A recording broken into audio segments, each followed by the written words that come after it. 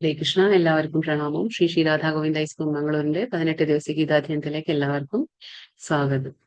ഓം ഹരേ കൃഷ്ണ മാതാജി. അജ്ഞാനതിമിരാന്ധസ്യ ജ്ഞാനാഞ്ജനശലാകയാ ചക്ഷുരുന്മിലിതം യേന തസ്മൈ ശ്രീഗുരവേ നമഃ. ശ്രീചൈതന്യമനോഭീഷ്ടം സ്ഥാപിതം യേന ഭൂതലെ സ്വയം രൂപ കഥാ മഹ്യം ദദാതി സ്വപദാന്തികം.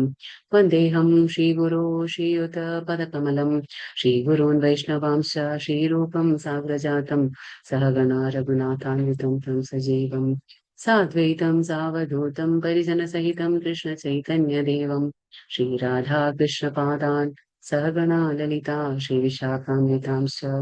हे कृष्ण करुणा सिन्धु दीनबन्धो जगत्पते गोपेश गोपिका कान्ता राधा नमोऽस्तुते। तप्त काञ्चन गौराङ्गी राधे वृन्दावनेश्वरी वृषभानुसुते देवी प्रणमामि हरिप्रिये।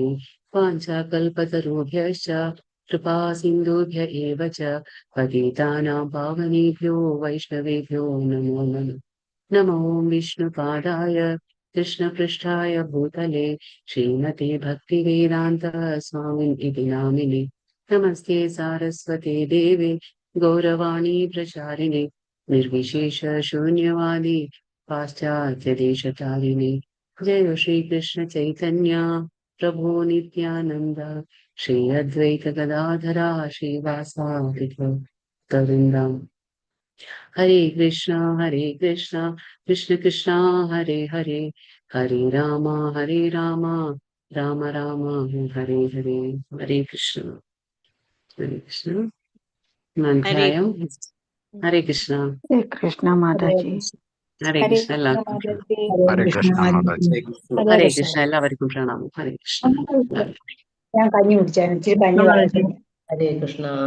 ഹരേ ഹരേ കൃഷ്ണ. കൃഷ്ണ. ഹരേ കൃഷ്ണ. ഹരേ കൃഷ്ണ. എല്ലാവർക്കും ഹരേ കൃഷ്ണ പ്രണാമം. ഇന്നത്തെ അധ്യായത്തിന്റെ പേരെന്തായിരുന്നു?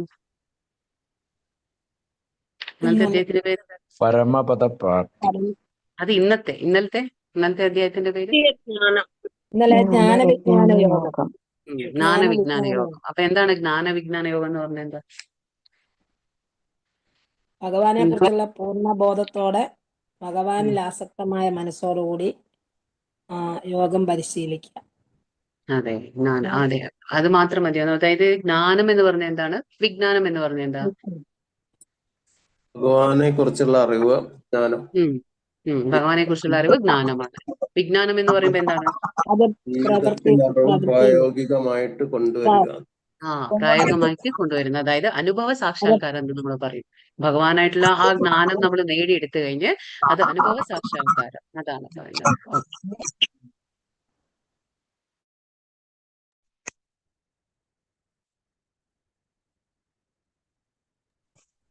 അപ്പൊ ഇന്ന് പരമപദപ്രാപ്തി. അതിനു മുന്നേ നമുക്ക് ഇന്നലെ എന്താ മനസ്സിലാക്കിയത്? എല്ലാരും ഒന്ന് മ്യൂട്ട് ചെയ്യണേ. ഹരേ കൃഷ്ണ, അല്ലെങ്കിൽ ഡിസ്റ്റർബ്.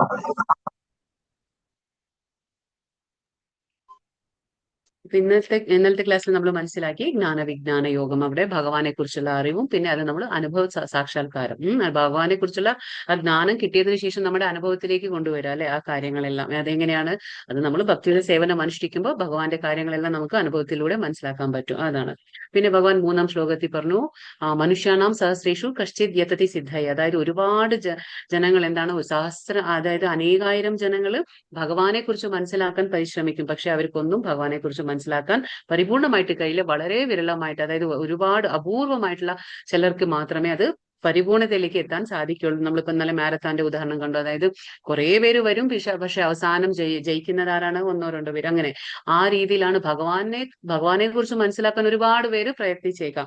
പക്ഷെ അതിൽ പരിപൂർണത നേടുന്നവർ വളരെ അപൂർവമായിട്ടുള്ള ആൾക്കാരാണ്. അത് ഭഗവാൻ പറഞ്ഞു. പിന്നെ ഭഗവാൻ പറഞ്ഞു 19 എന്താണ്? ബഹുനാം ജന്മനാമന്തി ജ്ഞാനവാൻ മാം പ്രപദ്യത്തെ വാസുദേവ സർവവിധി സമാത്മാ സുദുർലഭ. ഭഗവാൻ പറയുന്നു, അനേകായിരം ജന്മങ്ങൾ വേണം നമുക്ക് അല്ലെ ഭഗവാനെ, ശ്രീകൃഷ്ണ ഭഗവാനെ, വാസുദേവനെ നമ്മൾ ശരിയായിട്ട് എല്ലാ കാരണത്തിനും കാരണഭൂതനാണെന്ന് മനസ്സിലാക്കാൻ, ഭഗവാനാണ് എല്ലാം എന്ന് മനസ്സിലാക്കണമെങ്കിൽ നമുക്ക് ഒരുപാട് ജന്മങ്ങളുടെ ആ ഒരു സുഹൃതം വേണമെങ്കിൽ മാത്രമേ നമുക്ക് ഭഗവാനെ അംഗീകരിക്കാനും മനസ്സിലാക്കാനും കഴിയുള്ളൂ എന്ന് ഭഗവാൻ പറഞ്ഞു.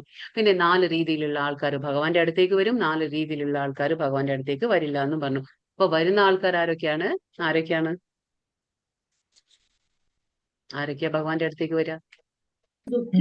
ദുഃഖിതർ, ഉം, ഉം. ധനകാംക്ഷി, ധനകാംക്ഷി, ജിജ്ഞാസു. ജിജ്ഞാസു, പിന്നെ പരമസത്യത്തെ ജിജ്ഞാസു, അന്വേഷിക്കുന്ന ജ്ഞാനി. പരമസത്യത്തെ അറിയാൻ ആഗ്രഹിക്കുന്ന ആള്. ജ്ഞാനി. ഓക്കെ, അപ്പൊ വരാത്ത ആൾക്കാർ ആരൊക്കെയാണ്? അത് മൂഢന്മാര്, മനുഷ്യാധമന്മാര്, ദുഷ്കൃതികള്, ആസുര സ്വഭാവികളുണ്ട്. ഭാവമാശ്രിത, അതായത് നിരീശ്വരവാദികൾ എന്ന് പറഞ്ഞു. അപ്പൊ ഈ 4 പേര് വരില്ല, 4 പേര് വരും എന്ന് ഭഗവാൻ പറയുന്നു. പിന്നെ ഭഗവാൻ എന്താ പറയുന്നത്? ദേവന്മാരെ ആരാധിക്കുന്നവർക്ക് കിട്ടുന്ന ഫലം എങ്ങനെയുള്ളതാണ്? അത് കുറച്ച് സമയത്തേക്ക് ക്ഷണികവും ഉണ്ടാവുള്ളൂ. തുച്ഛമല്ല. ശാശ്വതമല്ല. ക്ഷണികവുമാണ്, ശാശ്വതമല്ലാത്തതാണ് ദേവന്മാരെ ആരാധിക്കുമ്പോൾ കിട്ടുന്നതെന്ന് ഭഗവാൻ പറഞ്ഞു. പിന്നെ ഭഗവാന്റെ മായ, അതായത് 3 ഗുണങ്ങളെ അതിക്രമിക്കാൻ, അതായത് നമുക്കതിനെ മറികടക്കാൻ എങ്ങനെയാണ് സാധിക്കാന്ന് ഭഗവാൻ പറഞ്ഞു. 7:14 എന്ത് പറഞ്ഞു? ഭക്തി. എങ്ങനെയാ പറഞ്ഞത്? ഭക്തി കൊണ്ട് മാത്രം സ്വയം സമർപ്പിക്കുക ഭഗവാനില്. മാമേവയേ പ്രപദ്യന്തെ മായാമേതാം തരന്തിതേ, അതായത് ഭഗവാനെ ശരണം പ്രാപിക്കുന്നവർക്ക് വളരെ എളുപ്പത്തിൽ അത് സാധിക്കും. കൃഷ്ണബോധത്തിൽ ജീവിക്കണം. അതാണ്, ഭഗവാനെ ശരണം പ്രാപിക്കണം, എങ്കിലേ ആ 3 ഗുണങ്ങളെ നമുക്ക് അതിക്രമിക്കാൻ, മറികടക്കാൻ സാധിക്കുള്ളൂ എന്ന് ഭഗവാൻ പറഞ്ഞു. ഓക്കെ, അപ്പൊ പിന്നെ 25-ാം ശ്ലോകത്തിൽ ഭഗവാൻ പറയുന്നു, മൂഢോയം നാഭിജാനാതി യോഗമായ സമാവൃത. അതായത് ഭഗവാന്റെ 2 ശക്തികളുണ്ട്. ഏതാണ്? അന്തരംഗ ശക്തിയുണ്ട്, ബഹിരംഗ ശക്തി. ആന്തരംഗ ശക്തി ആരാണ്? യോഗമായ. അതിനെന്താ നമ്മൾ പറയാം? ബഹിരംഗ ശക്തിയെ നമ്മൾ എന്ത് പറയും? മഹാമായ. ദുർഗാദേവി. അപ്പൊ ദുർഗാദേവി എന്താണ്? നമ്മുടെ ഈ ഭൗതിക പ്രപഞ്ചത്തെ നോക്കി നടത്തുന്ന ഉത്തരവാദിത്തമാണ്, അതായത് ചുമതല, സൂപ്പർവൈസർ, മേൽനോട്ടത്തിന്റെ ചുമതല ഏൽപ്പിച്ചിരിക്കുകയാണ് ഭഗവാൻ. അപ്പൊ അങ്ങനെയാണ്. അപ്പൊ ആ ദുർഗാദേവി പോലും പ്രവർത്തിക്കുന്നത് ഭഗവാന്റെ ഇച്ഛാനുസാരമാണ്. അത് ഭഗവാന്റെ നിർദ്ദേശം അനുസരിച്ചാണ് ഭഗവാന്റെ പ്രവർത്തിക്കുന്നത്. അപ്പോ യോഗമായ സമാവൃത എന്ന് പറഞ്ഞാൽ യോഗമായ ഒരു കട്ടൻ ഇട്ടിരിക്കുകയാണ്, അതായത് തിരശ്ശീലിട്ടിരിക്കുകയാണ്. അപ്പൊ നമുക്ക് ഭഗവാനെ ആ ഒരു അതീന്ദ്രിയമായ ഭഗവാനെ നമുക്ക് കാണാൻ കഴിയില്ല. എങ്ങനെയാന്ന് വെച്ചാൽ ഇപ്പൊ സൂര്യനെ എന്ത് മറയ്ക്കും? മേഘങ്ങൾ മറച്ചു വെക്കും. മേഘങ്ങൾ മറച്ചു വെക്കും. പക്ഷെ അത് സൂര്യനെ കവർ ചെയ്യുന്നില്ല, മറയ്ക്കുന്നില്ല. പക്ഷെ നമ്മുടെ കണ്ണുകൾക്ക് സൂര്യനെ കാണാത്തത് എന്തുകൊണ്ട്? മേഘങ്ങൾ കാരണം. അതുപോലെ തന്നെ അതായത് അന്തരംഗ ശക്തിക്ക് ഭഗവാനെ കവർ ചെയ്യാൻ പറ്റില്ല, ഭഗവാനെ മറച്ചു പിടിക്കാൻ പറ്റില്ല. പക്ഷെ നമ്മുടെ കണ്ണുകൾക്ക് ഭഗവാന്റെ അതീന്ദ്രിയമായ ആ ഗുണങ്ങളും ഭഗവാന്റെ അതീന്ദ്രിയ സ്വഭാവത്തെ, നമുക്ക് സ്വരൂപത്തെ മനസ്സിലാക്കാൻ പറ്റില്ല എന്ന് മാത്രമാണ്. അതുമാണ് ഭഗവാൻ പറയുന്നത്. പിന്നെ കഴിഞ്ഞ ജന്മത്തിലും ഈ ജന്മത്തിലും പുണ്യകർമ്മങ്ങൾ ചെയ്തവർക്ക് എന്താണ്? ഭഗവാന്റെ ഭക്തി സേവനത്തിൽ ഏർപ്പെടാൻ കഴിയുമെന്ന് ഭഗവാൻ പറയുന്നു. 30-ാം ശ്ലോകത്തിൽ ലാസ്റ്റിൽ എന്താ പറയുന്നത് ഭഗവാൻ? എന്താണ് ലാസ്റ്റ് പറയുന്ന ശ്ലോകത്തിൽ എന്താ ഭഗവാൻ പറയുന്നത്? എന്നെ അറിഞ്ഞ് എന്നെ കുറിച്ചുള്ള ബോധം പുലർത്തുന്നവർക്ക്, സർവയജ്ഞങ്ങളുടെയും നേതാവാണ് ഭഗവാൻ എന്ന് അറിയുന്നവർക്ക് മരണസമയത്ത് പോലും ഞാൻ അടുത്ത് കാണും. ഇനി അഥവാ അവര് മരണസമയത്ത് സ്മരിച്ചില്ലെങ്കിൽ പോലും ഞാൻ എന്റെ ധാമത്തിലേക്ക് അവരെ ഉയർത്തും. അപ്പൊ ഭഗവാനെ സ്മരിക്കണമെങ്കിൽ എന്താണ്? നമുക്ക് ഭഗവാനെ കുറിച്ചുള്ള അറിവുണ്ടായിരിക്കണം. ഭഗവാൻ ആരാണ്? ഭഗവാന്റെ ആ പരമാധികാരം അത് നമ്മൾ മനസ്സിലാക്കിയിരിക്കണം. ഭഗവാൻ പറഞ്ഞില്ലേ, മത്തപ്പരതരം നാണ്യത് കിഞ്ചിതസ്തി ധനഞ്ജയം, ഭഗവാനേക്കാൾ ഉത്കൃഷ്ടമായിട്ട് ഒന്നും തന്നെ ഇല്ല. അത് നമ്മൾ മനസ്സിലാക്കണം. സർവ്വയജ്ഞങ്ങളുടെയും എല്ലാത്തിന്റെയും ആ ഭോക്താവും അധിപനും എല്ലാം ഭഗവാനാണ്. അത് മനസ്സിലാക്കുന്നവർ, അതേപോലെ ഭഗവാനെ കുറിച്ച് ഓർക്കുന്നവർ, ആ മരണസമയത്ത് എന്താണ്?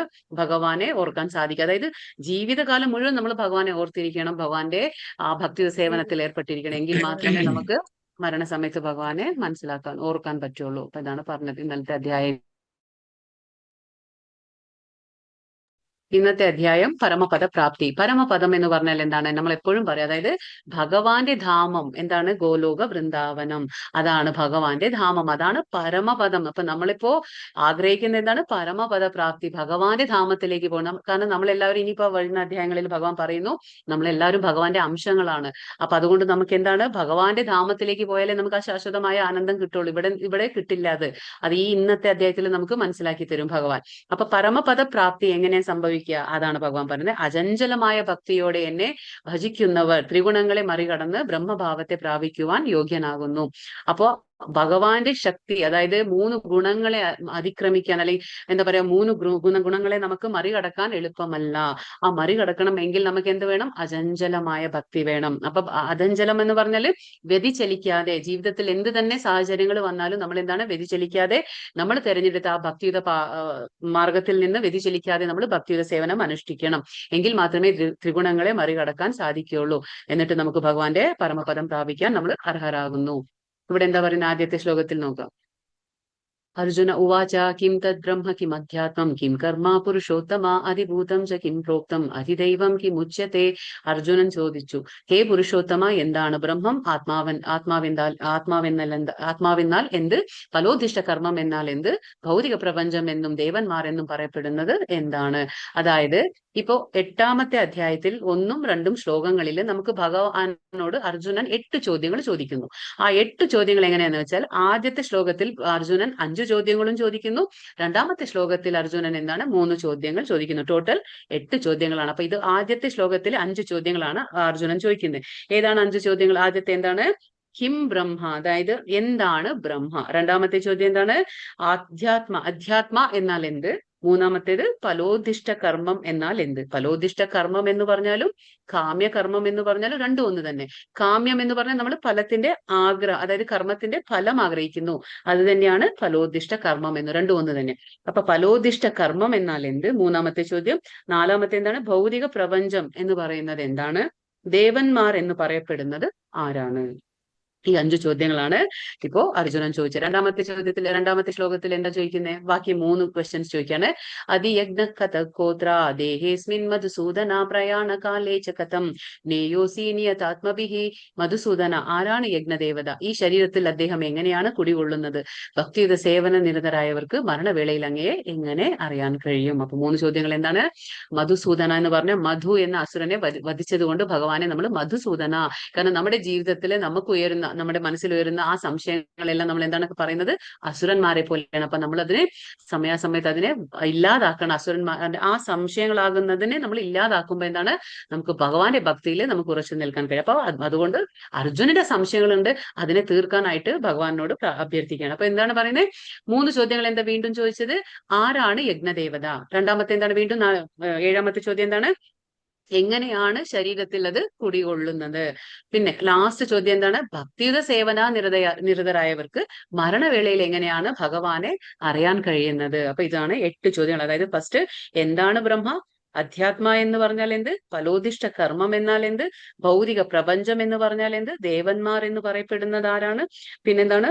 യജ്ഞദേവത ആരാണ്? ശരീരത്തിൽ എങ്ങനെ കുടികൊള്ളുന്നു? ഭക്തിയുത സേവന നിരതരായവർക്ക് മരണവേളയിൽ എങ്ങനെയാണ് ഭഗവാനെ അറിയാൻ കഴിയുക? ഇതാണ് 8 ചോദ്യങ്ങൾ. ഇപ്പൊ ഇതിന് ഭഗവാൻ ഉത്തരം കൊടുക്കുന്നു.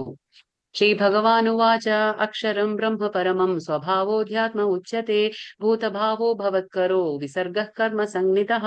ഭഗവാൻ പറഞ്ഞു, അവിനാശിയും അതീന്ദ്രിയനുമായ ആത്മാവത്രേ ബ്രഹ്മം. ബ്രഹ്മത്തിന്റെ ശാശ്വത പ്രകൃതി അധ്യാത്മാവെന്ന് പറയപ്പെടുന്നു. ജീവാത്മാക്കളുടെ ഭൗതിക ശരീരത്തിന്റെ വികാസത്തിന് വേണ്ടുന്ന പ്രവർത്തനങ്ങളാണ് കാമ്യകർമ്മങ്ങൾ. അപ്പൊ ഇവിടെ ഭഗവാൻ ആൻസർ കൊടുക്കാണ്. ബ്രഹ്മം എന്ന് പറയുന്നത് എന്താണ്? ജീവാത്മാവ് അല്ലെങ്കിൽ ആത്മാവ് നമ്മളൊക്കെ തന്നെയാണ്. നമ്മുടെ ഉള്ളിൽ നമ്മൾ പറയുന്നില്ല, ഈ കാണുന്നത് ദേഹം, ശരീരം, അതിന്റെ ഉള്ളിൽ വസിക്കുന്നത് എന്താണ്? ആത്മാവ് അല്ലെങ്കിൽ ദേഹി. അപ്പൊ ആ ദേഹി ആത്മാവിനെ കുറിച്ചാണ് പറയുന്നത്. ഇപ്പൊ ഭഗവാൻ ആത്മാവിനെ എന്ത് പറയും? ബ്രഹ്മം എന്ന് പറയും. ഇനി അധ്യാത്മ എന്ന് പറഞ്ഞാൽ ആ ആത്മാവിന്റെ ശാശ്വത പ്രകൃതി. എന്തുകൊണ്ട് നമ്മൾ ആത്മാവിന്റെ ശാശ്വത പ്രകൃതി പറയുന്നു? നമ്മളെല്ലാം ഭഗവാന്റെ അംശമായതുകൊണ്ട് സനാതനമാണ്. നമ്മളും എന്താണ്? സനാതനം, പ്രാചീനമാണ്, അവ്യയമാണ്. നമുക്ക് എന്താണ്? ജനന മരണങ്ങളില്ല. നമ്മൾ ആത്മാവിന്റെ ലക്ഷണങ്ങൾ 2ാം അധ്യായത്തിൽ പഠിച്ചു അല്ലെ? പ്രത്യേകതകളൊക്കെ എന്താണ്? വെള്ളത്തിന് നനയ്ക്കാൻ കഴിയില്ല, കാറ്റിന് ശോഷിപ്പിക്കാൻ കഴിയില്ല, അഗ്നിക്ക് ദഹിപ്പിക്കാൻ കഴിയില്ല. ഇതൊക്കെ നമ്മൾ മനസ്സിലാക്കി. അപ്പൊ ആയുധങ്ങൾ കൊണ്ട് മുറിക്കാനും കഴിയില്ല. അപ്പോ ആത്മാവിന് ജനന മരണങ്ങളില്ല, പ്രാചീനനും പുരാതനുമാണ് ആത്മാവ്. അപ്പൊ അതുകൊണ്ട് അതിന്റെ ശാശ്വത പ്രകൃതിയാണ് നമ്മൾ അധ്യാത്മ എന്ന് വിളിക്കുന്നത്. 2 ക്വസ്റ്റ്യന്റെ ആൻസർ ആയി. ഇപ്പൊ 3ാമത്തെ എന്ത് ചോദിച്ചു? അധ്യാത്മ കഴിഞ്ഞു. പിന്നെന്താണ്? ഭൗതിക ശരീരത്തിന് ഇപ്പോ കാമ്യകർമ്മങ്ങൾ അല്ലെങ്കിൽ ഫലോദിഷ്ട കർമ്മം എന്നാൽ എന്ത് എന്ന് ചോദിച്ചു. അപ്പൊ ഭഗവാൻ പറയണേ, നമ്മുടെ ഈ കാണുന്ന ശരീരം, അതായത് നമ്മുടെ ഈ ഭൗതികമായിട്ടുള്ള ഈ ശരീരത്തിനെ നിലനിർത്താൻ വേണ്ടിയിട്ട് നമ്മൾ കർമ്മങ്ങൾ ചെയ്യുന്നു, പ്രവർത്തനങ്ങൾ ചെയ്യുന്നു. അതാണ് പറയുന്നത് കാമ്യകർമ്മം അല്ലെങ്കിൽ ഫലോദിഷ്ട കർമ്മം. എന്താണ് പറയുന്നത്? ഭൗതിക ശരീരത്തിന്റെ വികാസത്തിനു വേണ്ടുന്ന പ്രവർത്തനങ്ങളാണ് കാമ്യകർമ്മങ്ങൾ അല്ലെങ്കിൽ ഫലോദിഷ്ട കർമ്മങ്ങൾ. ഇപ്പൊ 3 ക്വസ്റ്റ്യൻസിന്റെ ആൻസർ ആയി. അപ്പോ ബ്രഹ്മം എന്ന് പറഞ്ഞാൽ ആത്മാവ്, ആത്മാവിന്റെ ശാശ്വത പ്രകൃതിയെ നമ്മൾ അധ്യാത്മ എന്ന് പറയും. പിന്നെ ഭൗതിക ശരീരത്തിന്റെ വികാസത്തിന് വേണ്ടുന്ന പ്രവർത്തനങ്ങളെ നമ്മൾ ഫലോദിഷ്ട കർമ്മം അല്ലെങ്കിൽ കാമ്യകർമ്മം എന്ന് പറയും. ഇനി അടുത്ത ആൻസറുകൾ പറയണം. അടുത്ത ക്വസ്റ്റ്യൻസിന്റെ ആൻസർ പറയണം. അതിഭൂതം ക്ഷരോഭാവ പുരുഷാശ്വാത് പുരുഷശ്ചാതിദൈവതം അതിയഗ്നോഹം ദേവാത്ര ദേഹേ മൃതാംബര. ഹേ ശരീരം കൈകൊണ്ടവരിൽ ശ്രേഷ്ഠനായവനെ അർജുനെ വിളിക്കുകയാണ്. എപ്പോഴും മാറിക്കൊണ്ടിരിക്കുന്ന ഭൗതിക പ്രകൃതിയാണ് അതിഭൂതം, പ്രത്യക്ഷ പ്രപഞ്ചം. അതിനെയാണ് പറയുന്നത്. സൂര്യനെയും ചന്ദ്രനെയും ദേവന്മാരെയും ഉൾക്കൊള്ളുന്ന ഭഗവാന്റെ വിശ്വരൂപം അതിദൈവവും, പിന്നെ സകല ശരീരങ്ങളുടെയും ഹൃദയത്തിൽ വാണരുളുന്ന പരമാത്മാവായ ഞാൻ കൃഷ്ണൻ അതിയജ്ഞൻ എന്നും അറിയപ്പെടുന്നു. അപ്പൊ വീണ്ടും ആൻസർ കൊടുക്കാണ് ഭഗവാൻ. ഇപ്പൊ അർജുനൻ ചോദിച്ചു, അപ്പൊ ഈ ഭൗതിക പ്രകൃതി എന്നാൽ എന്ത് എന്ന് ചോദിച്ചു. അപ്പൊ ഭഗവാൻ പറയാണ്, എപ്പോഴും മാറിക്കൊണ്ടിരിക്കുന്ന പ്രത്യക്ഷ പ്രപഞ്ചം, നമ്മൾ ഈ കാണുന്ന പ്രത്യക്ഷ പ്രപഞ്ചത്തെ, അതെന്താണ്, എപ്പോഴും മാറിക്കൊണ്ടിരിക്കുകയാണ്. അപ്പൊ എപ്പോഴും മാറിക്കൊണ്ടിരിക്കുന്ന പ്രത്യക്ഷ പ്രപഞ്ചത്തെ നമ്മൾ എന്താണ്, ഭൗതിക പ്രകൃതിയെ നമ്മൾ അതിഭൂതം എന്ന് പറയും. എന്താണ്, എപ്പോഴും മാറിക്കൊണ്ടിരിക്കുന്ന ഈ ഭൗതിക പ്രകൃതി അല്ലെങ്കിൽ പ്രത്യക്ഷ പ്രപഞ്ചത്തെ നമ്മൾ അതിഭൂതം എന്ന് വിളിക്കുന്നു. പിന്നെ അതിദൈവം എന്താന്ന് ചോദിച്ചു. അപ്പൊ അതിന് ആൻസർ എന്താണ്, സൂര്യനെയും ചന്ദ്രനെയും ദേവന്മാരെയും ഉൾക്കൊള്ളുന്ന ഭഗവാന്റെ വിശ്വരൂപം അതിദൈവമാണ്. അപ്പൊ വിശ്വരൂപം ഒരു അധ്യായമായിട്ട് തന്നെ വരുന്നുണ്ട്. അത് നമുക്ക് കൂടുതൽ മനസ്സിലാക്കാം. ഇപ്പൊ വിശ്വരൂപം, അതായത് ഭഗവാൻ, നമ്മൾ പറഞ്ഞില്ലേ ഭഗവാനാണ് എല്ലാത്തിനും ഉറവിടം, എല്ലാത്തിനും സ്രോതസ് ഭഗവാനാണ്. അപ്പൊ സൂര്യനായാലും ചന്ദ്രനായാലും എല്ലാ ദേവന്മാരെന്താണ്, ഭഗവാന്റെ ഓരോ പ്രതിനിധികളാണ്, ഓരോ പോസ്റ്റാണ്, അത് ഓരോ സ്ഥാനമാണ് അവർക്കൊക്കെ. അപ്പൊ സൂര്യനായാലും ചന്ദ്രനായാലും ദേവന്മാരെ എല്ലാം ഉൾക്കൊള്ളുന്ന ഭഗവാന്റെ ആ വിശ്വരൂപത്തെ നമ്മൾ അതിദൈവം എന്ന് വിളിക്കുന്നു. പിന്നെ സകല ശരീരങ്ങളുടെയും ഹൃദയത്തിൽ വാണരുളുന്ന പരമാത്മാവായ ഞാൻ ആരാണ്, കൃഷ്ണൻ പറയുന്നു അതിയജ്ഞം. അപ്പൊ അതിയജ്ഞം എന്ന് പറഞ്ഞ ആരാണ്, വേറെ ആരുമല്ല, കൃഷ്ണൻ തന്നെയാണ്, സ്വയം കൃഷ്ണ ഭഗവാനാണ്. അപ്പൊ അതെങ്ങനെ കുടികൊള്ളുന്നു എന്ന് അർജുനൻ ചോദിച്ചു. അതിയജ്ഞം എന്ന് പറഞ്ഞ കൃഷ്ണൻ അത് എങ്ങനെ കുടികൊള്ളുന്നു, എല്ലാ ഹൃദയത്തിലും പരമാത്മാവായിട്ട്. എങ്ങനെ അതിയജ്ഞം കുടികൊള്ളുന്നത്, എല്ലാ ഹൃദയത്തിലും പരമാത്മാവായിട്ട് കുടികൊള്ളുന്നു. ഇതാണ് ഭഗവാൻ പറഞ്ഞു കൊടുത്തത്. ഇനി ലാസ്റ്റ് ചോദ്യം എന്ത് ചോദിച്ചു, എപ്പോഴും ഭഗവാന്റെ സേവാനിരതരായ ആൾക്കാർക്ക് എങ്ങനെയാണ്, ഭക്തന്മാർക്ക് എങ്ങനെയാണ് മരണവേളയിൽ അങ്ങയെ ഓർക്കാൻ കഴിയുന്നത്. അത് 8ാമത്തെ ചോദ്യമായിരുന്നു. അതിന് ഉത്തരം ഭഗവാൻ ഈ ശ്ലോകത്തിൽ കൊടുക്കുന്നു. 8.5 കൊടുക്കാണ് ഭഗവാൻ ആ ശ്ലോകത്തിന്. എന്താ പറയാ, ആദ്യ ലാസ്റ്റ് ക്വസ്റ്റ്യനുള്ള ഉത്തരമാണ്. അന്തകാലേ ച മാമേവ സ്മരൻ മുക്ത്വാ കളേവരം യഃ പ്രയാതി സമദ്ഭാവം യാതി നാസ്ത്യത്ര സംശയഃ. മരണസമയത്ത് എന്നെ തന്നെ സ്മരിച്ചുകൊണ്ട് ശരീരം ത്യജിക്കുന്നവൻ എന്റെ ഭാവത്തെ ഉടൻ തന്നെ പ്രാപിക്കുന്നു എന്നതിൽ സംശയമില്ല. അപ്പോ 5, 6, 7 വളരെ ഇമ്പോർട്ടന്റ് ആയിട്ടുള്ള ശ്ലോകങ്ങളാണ് 8ാമത്തെ അധ്യായത്തില്. കാരണം 8ാം അധ്യായത്തിലെ 5ാമത്തെ ശ്ലോകത്തിലാണ് ഭഗവാൻ 8ാമത്തെ ഒരു ക്വസ്റ്റ്യന് ആൻസർ കൊടുക്കുന്നത്. എന്താണ്, മരണവേളയിൽ എങ്ങനെയാണ് നമുക്ക് ഭഗവാനെ ഓർക്കാൻ കഴിയുക, അതാണ് പറയുന്നത്. ആ മരണസമയത്ത് എന്നെ തന്നെ സ്മരിച്ചുകൊണ്ട്, അപ്പൊ നമ്മൾ മരിക്കുമ്പോ ഭഗവാനെ തന്നെ സ്മരിച്ചുകൊണ്ട് നമ്മുടെ ജീവിതം, നമ്മുടെ ജീവൻ അവസാനിപ്പിക്കാൻ, അതായത് ദേഹത്യാഗം ചെയ്യുമ്പോൾ എന്താണ് സംഭവിക്കുന്നത്, അവിടെ നമുക്ക് ഭഗവാനെ പ്രാപിക്കാൻ കഴിയും. അതാണ് ഭഗവാന്റെ ഭാവത്തെ. അപ്പൊ എന്താണ് അർത്ഥം, ഭഗവാന്റെ ലോകത്തേക്ക് നമുക്ക് പോകാൻ കഴിയും എന്നാണ് ഇവിടെ ഭഗവാൻ പറയുന്നത്. അപ്പൊ ഭഗവാനെ പ്രാപിക്കാൻ കഴിയും എന്നാണ് ഭഗവാൻ പറയുന്നത്. അപ്പോ ഈ ചിത്രത്തിൽ ആരാ കാണുന്നത്, നമ്മള് ഭീഷ്മദേവൻ അല്ലെ. ഭീഷ്മദേവർ എന്താണ്, ആ ഭീഷ്മദേവർ ഭഗവാന്റെ ഒരു ഭക്തനായിരുന്നു. ജീവിതകാലം മുഴുവനും ഭഗവാനെ സ്മരിച്ചത് കൊണ്ട്, നിരന്തരം ഭഗവാനെ ഓർത്തത് കൊണ്ട് മാത്രമാണ്, ഭഗവത് സേവനത്തിൽ ഏർപ്പെട്ടത് കൊണ്ട് മാത്രമാണ് മരണവേളയിൽ അങ്ങേക്ക് ഭഗവാനെ ഓർക്കാനും കഴിഞ്ഞത്. കാരണം എന്താണെന്ന് വെച്ചാൽ നമ്മൾ നിരന്തരം എന്താണോ ചെയ്തുകൊണ്ടിരിക്കുന്നത് അത് തന്നെയാണ് നമുക്ക് മരണവേളയിൽ ഓർമ്മ വരുന്നത്. അപ്പൊ നമുക്കൊക്കെ എന്താണ്, നിരന്തരം നമ്മൾ എന്തിനെ കുറിച്ചാണ് ചിന്തിക്കുക, നമ്മൾ വീടിന്റെ കാര്യങ്ങൾ, നമ്മുടെ മക്കളെ കുറിച്ച്, നമ്മുടെ എന്താ പറയാ, നമ്മുടെ സമ്പത്തിനെ കുറിച്ച് നമ്മൾ ചിന്തിക്കും. നമുക്ക് ഇനിയിപ്പോ എന്തൊക്കെ സംഭവിക്കും, നമുക്ക് ഒരുപാട് പ്ലാൻസ് ഉണ്ടാവും ജീവിതത്തിൽ അല്ലെ, ഒരുപാട് നമ്മൾ ആസൂത്രണം ചെയ്ത് വെക്കും, ഇത് ചെയ്യണം അത് ചെയ്യണം, ഇങ്ങനെയുള്ള കുറെ പ്ലാൻസ് ഉണ്ടാവും നമ്മുടെ ജീവിതം. അപ്പൊ മരിക്കുന്ന സമയത്ത് എന്താണ് നമുക്ക് മിക്കവാറും ഓർമ്മ വരിക, നമുക്ക് നമ്മുടെ കുടുംബാംഗങ്ങളായിരിക്കും, അല്ലെങ്കിൽ ഭാര്യ ഭർത്താവ് മക്കള് എന്നിങ്ങനെ നമ്മുടെ ആ ഒരു പ്ലാൻ ആയിരിക്കും, അല്ലെങ്കിൽ മറ്റുള്ളവരുള്ള ദേഷ്യം വെറുപ്പും ഇങ്ങനെയുള്ള കാര്യങ്ങളായിരിക്കും നമുക്ക് മരിക്കുന്ന സമയത്ത് ഓർമ്മ വരിക. കാരണം എന്താണ്, നമ്മുടെ നിരന്തര ജീവിതത്തിൽ എന്താണ്, നമ്മൾ ഇതിനെക്കുറിച്ച് തന്നെയാണ് ചിന്തിക്കുന്നത്, പ്രവർത്തിക്കുന്നത്. അപ്പൊ അതുപോലെയാണ്. അപ്പൊ പക്ഷെ ഭക്തന്മാർ എങ്ങനെയാണ്, അവരെപ്പോഴും ഭഗവാന്റെ സേവനത്തിൽ ഏർപ്പെടുന്നത് കൊണ്ട് എന്താണ്, സ്വാഭാവികമായിട്ടും അവർ മരിക്കുമ്പോൾ തീർച്ചയായിട്ടും അവർക്ക് ഭഗവാന്റെ ഓർമ്മ ഓടിയെത്തും. അവർക്ക് എന്താണ്, അവർക്ക് പ്രയാസം വേണ്ട, അവർക്ക് നിഷ്പ്രയാസം അവർക്ക് ഭഗവാനെ ഓർക്കാൻ കഴിയും. അതാണ് പറഞ്ഞത്. ഇപ്പൊ നമ്മുടെ വീട്ടിൽ ഒരു 10ാം ക്ലാസ് പഠിക്കുന്ന ഒരു ബോർഡ് എക്സാം എഴുതാൻ പോകുന്ന ഒരു കുട്ടി ഉണ്ടെങ്കിൽ നമുക്കറിയാം അല്ലെ, നമ്മൾ എന്ത് ചെയ്യും, ആ കുട്ടിക്ക് എക്സാം എപ്പോഴാണ്, വർഷാന്ത്യത്തിൽ അല്ലെ, അവസാനമാണ് എക്സാം. പക്ഷെ നമ്മൾ ആ ക്ലാസിന്റെ തുടക്കത്തിൽ തന്നെ നമ്മൾ എന്തു പറയും, നമ്മൾ ആ കുഞ്ഞിനെ സ്പെഷ്യൽ ക്ലാസ്സിലേക്ക് ഇടും. എന്നിട്ട് നമ്മൾ ആ കുഞ്ഞിന്റെ പിന്നാലെ തന്നെ നിൽക്കും. എന്താണ് പറയും, നമ്മൾ എപ്പോഴും പഠിക്കാൻ വേണ്ടി നമ്മൾ പിന്നാലെ നിൽക്കും. എന്തുകൊണ്ടാണ്? നമുക്കറിയാം ആ നിരന്തരം പഠിച്ചാൽ മാത്രമാണ് നമുക്ക് ആ ഫൈനൽ എക്സാമിൽ നല്ല മാർക്കോട് കൂടി പാസ്സാകാൻ കഴിയുക, അല്ലെ? നമുക്കിപ്പോ എക്സാമിന്റെ തലേന്ന് ഇരുന്ന് പഠിച്ചാൽ എന്താണ്? പറ്റില്ല, അത് സാധിക്കില്ല. അത് നമുക്ക് നല്ലതുപോലെ അറിയാം. അതുകൊണ്ട് നമ്മൾ എങ്ങനെയാണ് ഒരു കുഞ്ഞിനെ നമ്മൾ പിന്നാലെ നിന്ന് പ്രേരിപ്പിക്കുന്നത്, അല്ലെ, പഠിക്കാൻ വേണ്ടി? അതേപോലെ തന്നെയാണ് ഇവിടെയും പറയുന്നത്. ഭഗവാൻ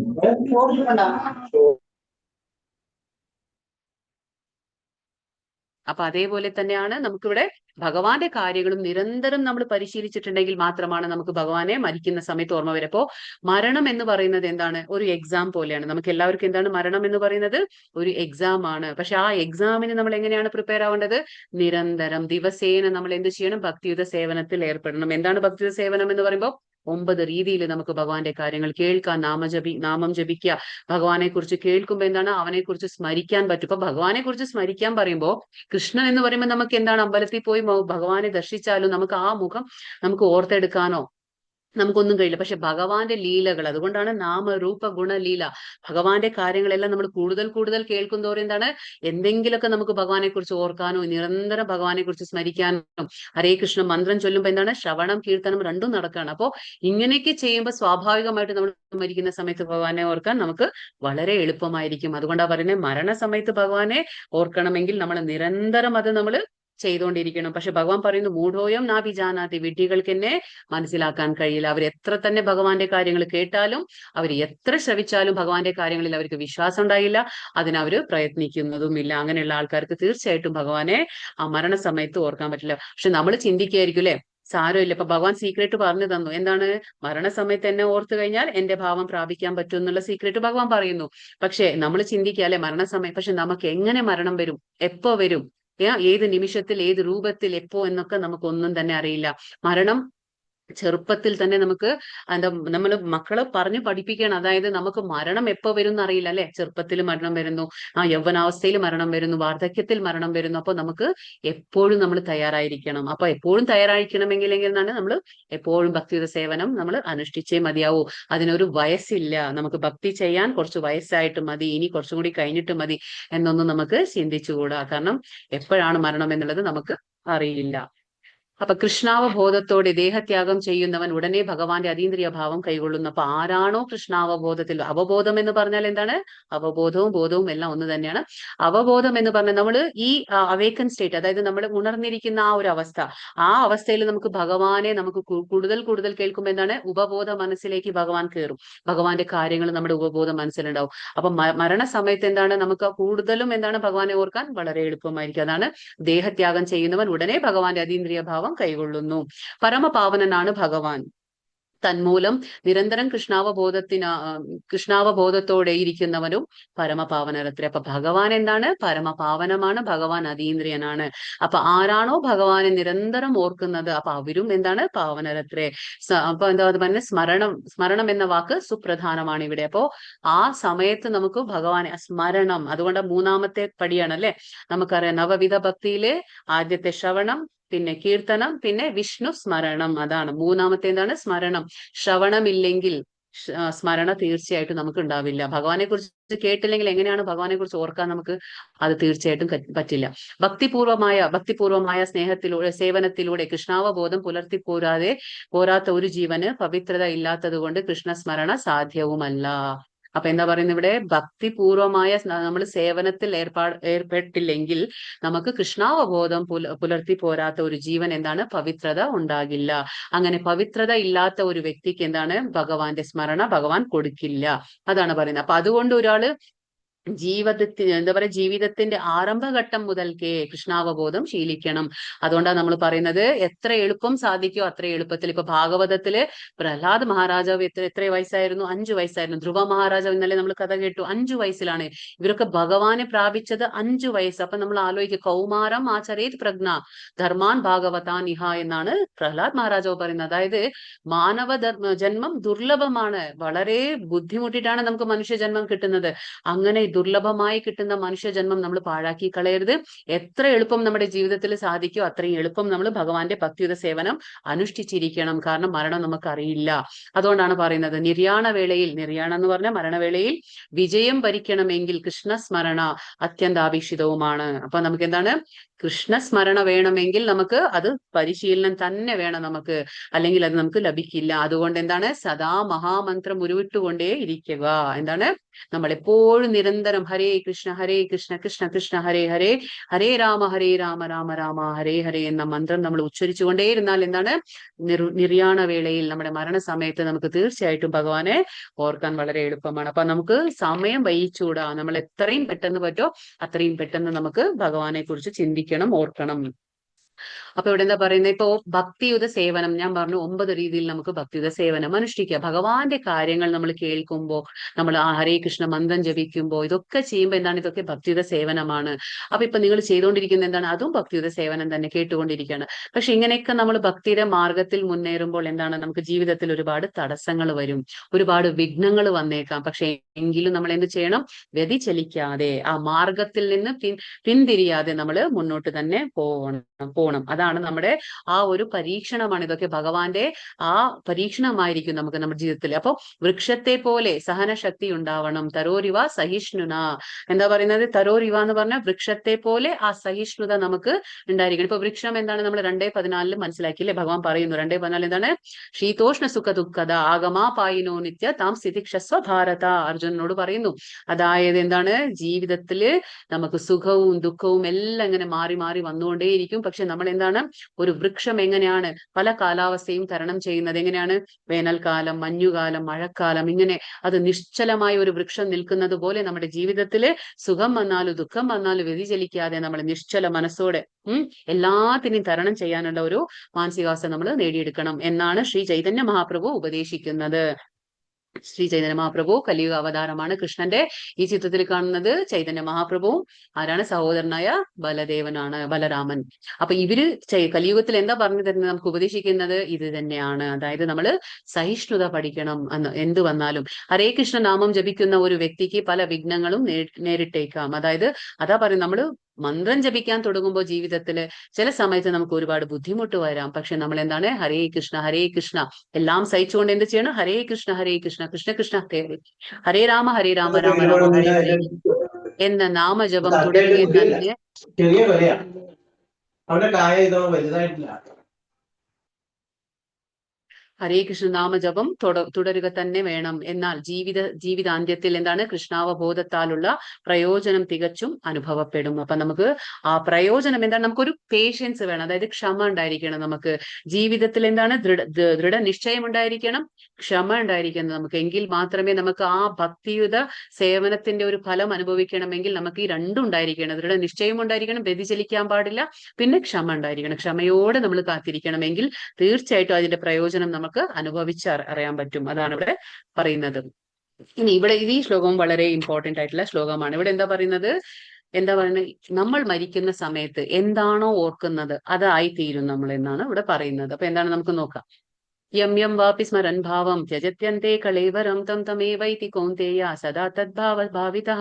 എന്തിനെ കുറിച്ചാണോ മരണവേളയിൽ ഒരാൾ സ്മരിക്കുന്നത്, ഹേ കുന്തി പുത്ര, അയാൾ തീർച്ചയായും അതിനെ പ്രാപിക്കും. അപ്പൊ നമുക്ക് പറഞ്ഞു തരാണ് ഇവിടെ എന്താണ് മരണവേളയിൽ, അതായത് മരണത്തിന്റെ നിർണായക നിമിഷങ്ങളിൽ നടക്കുന്നത് എന്താണെന്ന് ഇവിടെ പറയുന്നു. അപ്പൊ മരണത്തിന്റെ ആ നിർണായക നിമിഷങ്ങളിൽ നമുക്ക് എന്താണ് സംഭവിക്കുക എന്നാണ് ഭഗവാൻ ഇവിടെ പറഞ്ഞു തരുന്നത്.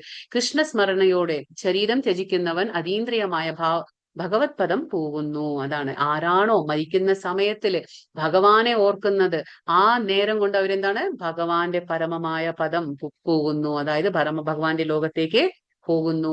മറ്റേതെങ്കിലും സ്മരണ പുലർത്തിക്കൊണ്ട് മരിക്കുന്നവർ ഈ അവസ്ഥയിൽ എത്തുകയും ഇല്ല. അപ്പൊ ഭഗവാനെ അല്ലാതെ നമുക്ക് വേറെ എന്ത് തന്നെ ഓർമ്മ വന്നാലും നമ്മൾ വീണ്ടും ഈ ജനന മരണത്തിന്റെ ചക്രത്തിൽ തന്നെ നമ്മൾ വന്നുപെടും.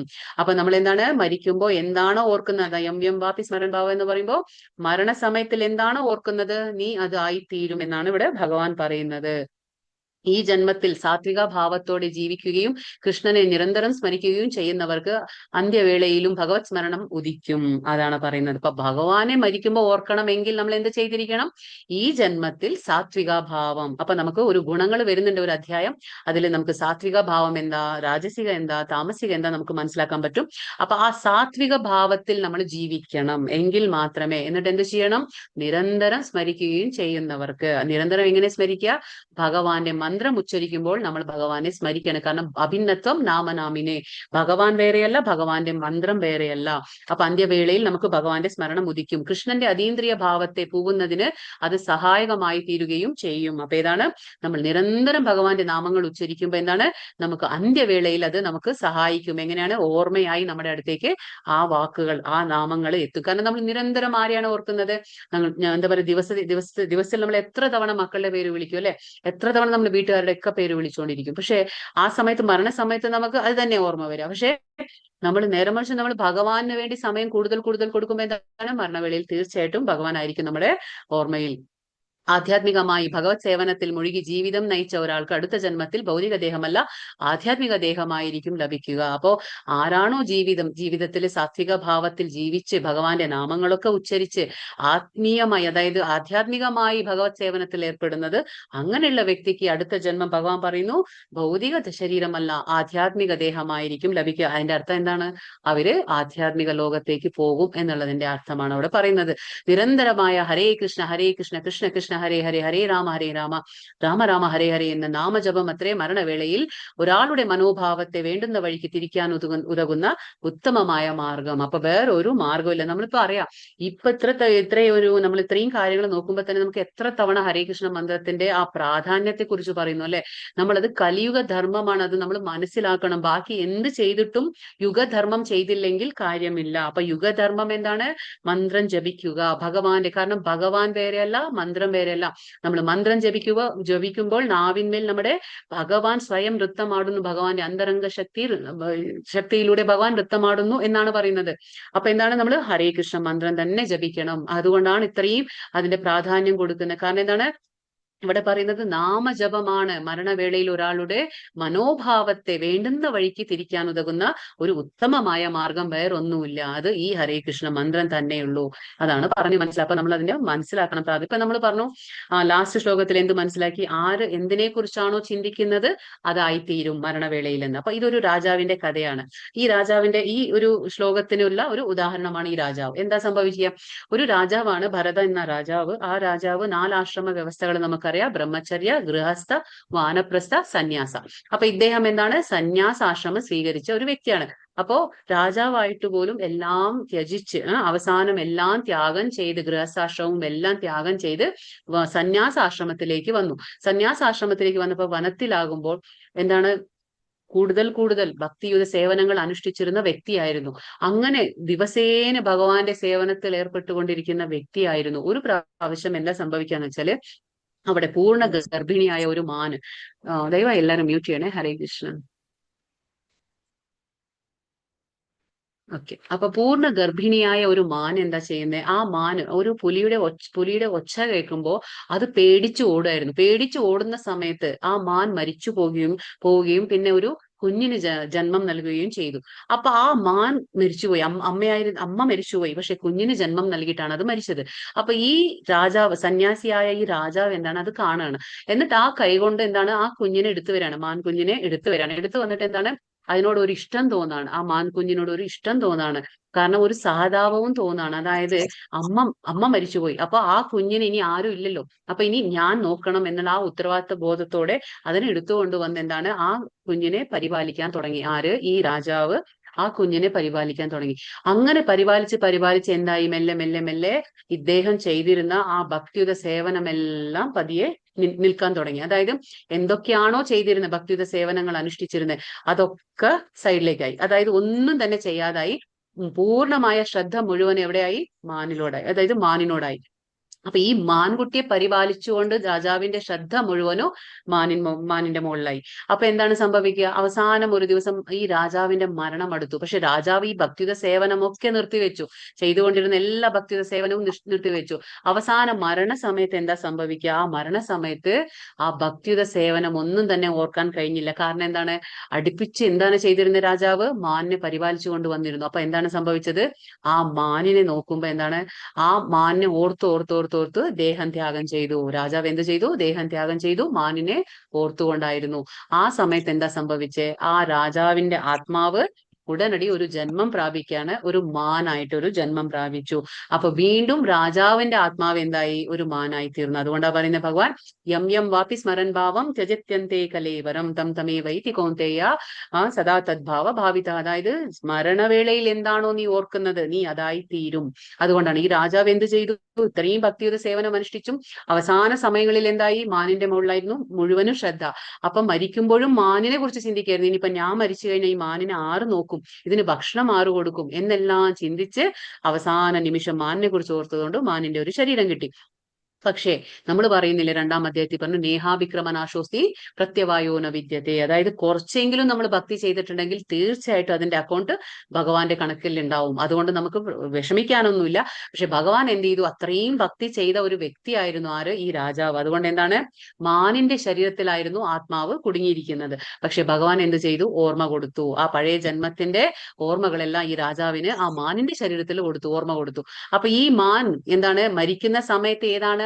ആ പരിസരത്തെ കുറിച്ചാണ് ചിന്തിച്ചുകൊണ്ടിരുന്നത്. അപ്പൊ എന്താണ്? അവിടെ തന്നെയാണ് ഈ മാൻ ജനിക്കേണ്ടി വന്നത്. അപ്പൊ അവിടെ ജനിച്ചപ്പോ ഈ രാജാവ് എന്തായി? മാനായിട്ട് ഇങ്ങനെ നടക്കാണ്. ആ ആശ്രമത്തിന്റെ ചുറ്റുവട്ടത്ത് ഇങ്ങനെ നടക്കാണ്. അങ്ങനെ നടന്നുകൊണ്ടിരിക്കുന്ന സമയത്ത് ഈ ഓർമ്മ കിട്ടി. പഴയ ജന്മത്തില് ആ രാജാവ് ചെയ്തിരുന്ന ഭക്തിയുടെ ഓർമ്മകളെല്ലാം തിരിച്ചു കിട്ടിയപ്പോ രാജാവിന് ഏതിന്റെ ശരീരത്തിലാണ് കുടുങ്ങിയിരിക്കുന്നത്? മാനിന്റെ ശരീരത്തില്. അപ്പൊ വളരെ പ്രയാസം തോന്നാണ് രാജാവിന്. അതായത് ഒരുപാട് ബുദ്ധിമുട്ട് തോന്നാണ്. അതായത് ഞാൻ എത്രത്തോളം ഭാഗ്യവാനായിരുന്നു, ഒരു മനുഷ്യ ജന്മം എനിക്ക് ലഭിച്ചിട്ട് പോലും ഞാൻ അത് പരിപൂർണതയിലേക്ക് എത്താൻ കഴിഞ്ഞില്ല. ഞാൻ ഒരു അനാവശ്യമായിട്ട് ഒരു മാനിനെ കുറിച്ച് ചിന്തിച്ച് ഇന്നിപ്പൊ ഞാൻ എന്റെ ഒരു ആത്മാവ് മാനിന്റെ ശരീരത്തിൽ കുടുങ്ങിയിരിക്കുകയാണ്. കാരണം മാനിന്റെ ശരീരത്തില് ഭക്തിയുടെ സേവനം അനുഷ്ഠിക്കാൻ പറ്റുമോ? ഇല്ല. അത് ഏത് പക്ഷിയുടെ ശരീരത്തിലായാലും മൃഗത്തിന്റെ ശരീരത്തിലായാലും നമുക്ക് ഭഗവാനെ ഓർക്കാനോ ഭഗവാന്റെ കാര്യങ്ങൾ ചെയ്യാനോ സാധിക്കില്ല. അതുകൊണ്ട് ഭഗവാൻ 84 ലക്ഷത്തിലും ഭഗവാൻ മനുഷ്യന് മാത്രമാണ് ബുദ്ധിശക്തി കൂടുതൽ കൊടുത്തിട്ടുള്ളത്. ആ ബുദ്ധിശക്തി കൂടുതൽ കൊടുത്തത് എന്തുകൊണ്ടാണ്? അതിനെ ഉപയോഗിച്ച് നമ്മൾ ഭഗവാനെ പ്രാപിക്കാൻ നോക്കണം. അല്ലാതെ നമ്മൾ എന്താ പറയാ, പ്രത്യുൽപാദനം ചെയ്യുക, ഭക്ഷണം കഴിക്കുക, ഉറങ്ങുക, ഇങ്ങനെയുള്ള കാര്യങ്ങളിൽ നമ്മൾ സമയം കളയരുത്. കാരണം നമുക്കുള്ള ആ ബുദ്ധിശക്തി ഉപയോഗിച്ച് ഭഗവാനെ പ്രാപിക്കാൻ നോക്കണം. അപ്പോ ഈ രാജാവിന് പശ്ചാത്താപം തോന്നാണ്. അതായത് ഞാൻ ഒരു മാനിന്റെ ശരീരത്തിൽ കുടുങ്ങിപ്പോയി.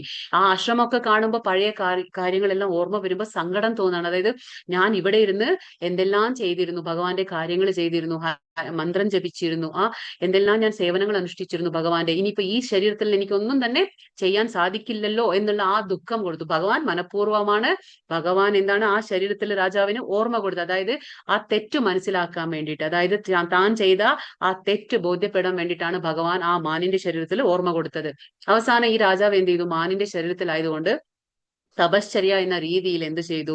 ആ പച്ച ഇലകളൊന്നും കഴിക്കാതെ പഴുത്ത ഇലകൾ മാത്രം കഴിച്ചുകൊണ്ടാണ് അവിടെ ജീവിതം നയിച്ചിരുന്നത്. അപ്പൊ അടുത്ത ജന്മം എന്തായി കിട്ടി? കനാശ്രമത്തിന് ചുറ്റുവട്ടത്ത് തന്നെ ഇരുന്നുകൊണ്ട് എന്താണ്? അവിടെ ഉള്ള ആ ഭക്തന്മാരുടെ സംഘം, അതായത് ആ അസോസിയേഷൻ കിട്ടാണ് ഈ മാനിന്. അപ്പൊ എന്താണ്? അടുത്ത ജന്മം അത് വീണ്ടും ഒരു മനുഷ്യ ജന്മം ഭഗവാൻ കൊടുക്കാണ്. അത് ജഡഭരതനായിട്ട് ജനിക്കുകയാണ്. വീണ്ടും ഒരു ബ്രാഹ്മണ കുടുംബത്തില് ജനിക്കേണ്ടായി. പക്ഷെ ആ ജന്മത്തില് താൻ ചെയ്ത തെറ്റുകളെല്ലാം ബോധ്യപ്പെട്ടത് കൊണ്ട് എന്താണ്? ഒരു തരത്തിലും വളരെ മൗനിയായി ഭഗവാന്റെ ഭക്തിയുടെ സേവനം മാത്രം അനുഷ്ഠിച്ചുകൊണ്ട് ഭഗവാനെ പ്രാപിച്ചു ഈ രാജാവ്. അതിനെക്കുറിച്ച് നമുക്ക് മനസ്സിലാക്കി തരാൻ വേണ്ടിയിട്ടാണ് ഈ കഥകളെല്ലാം.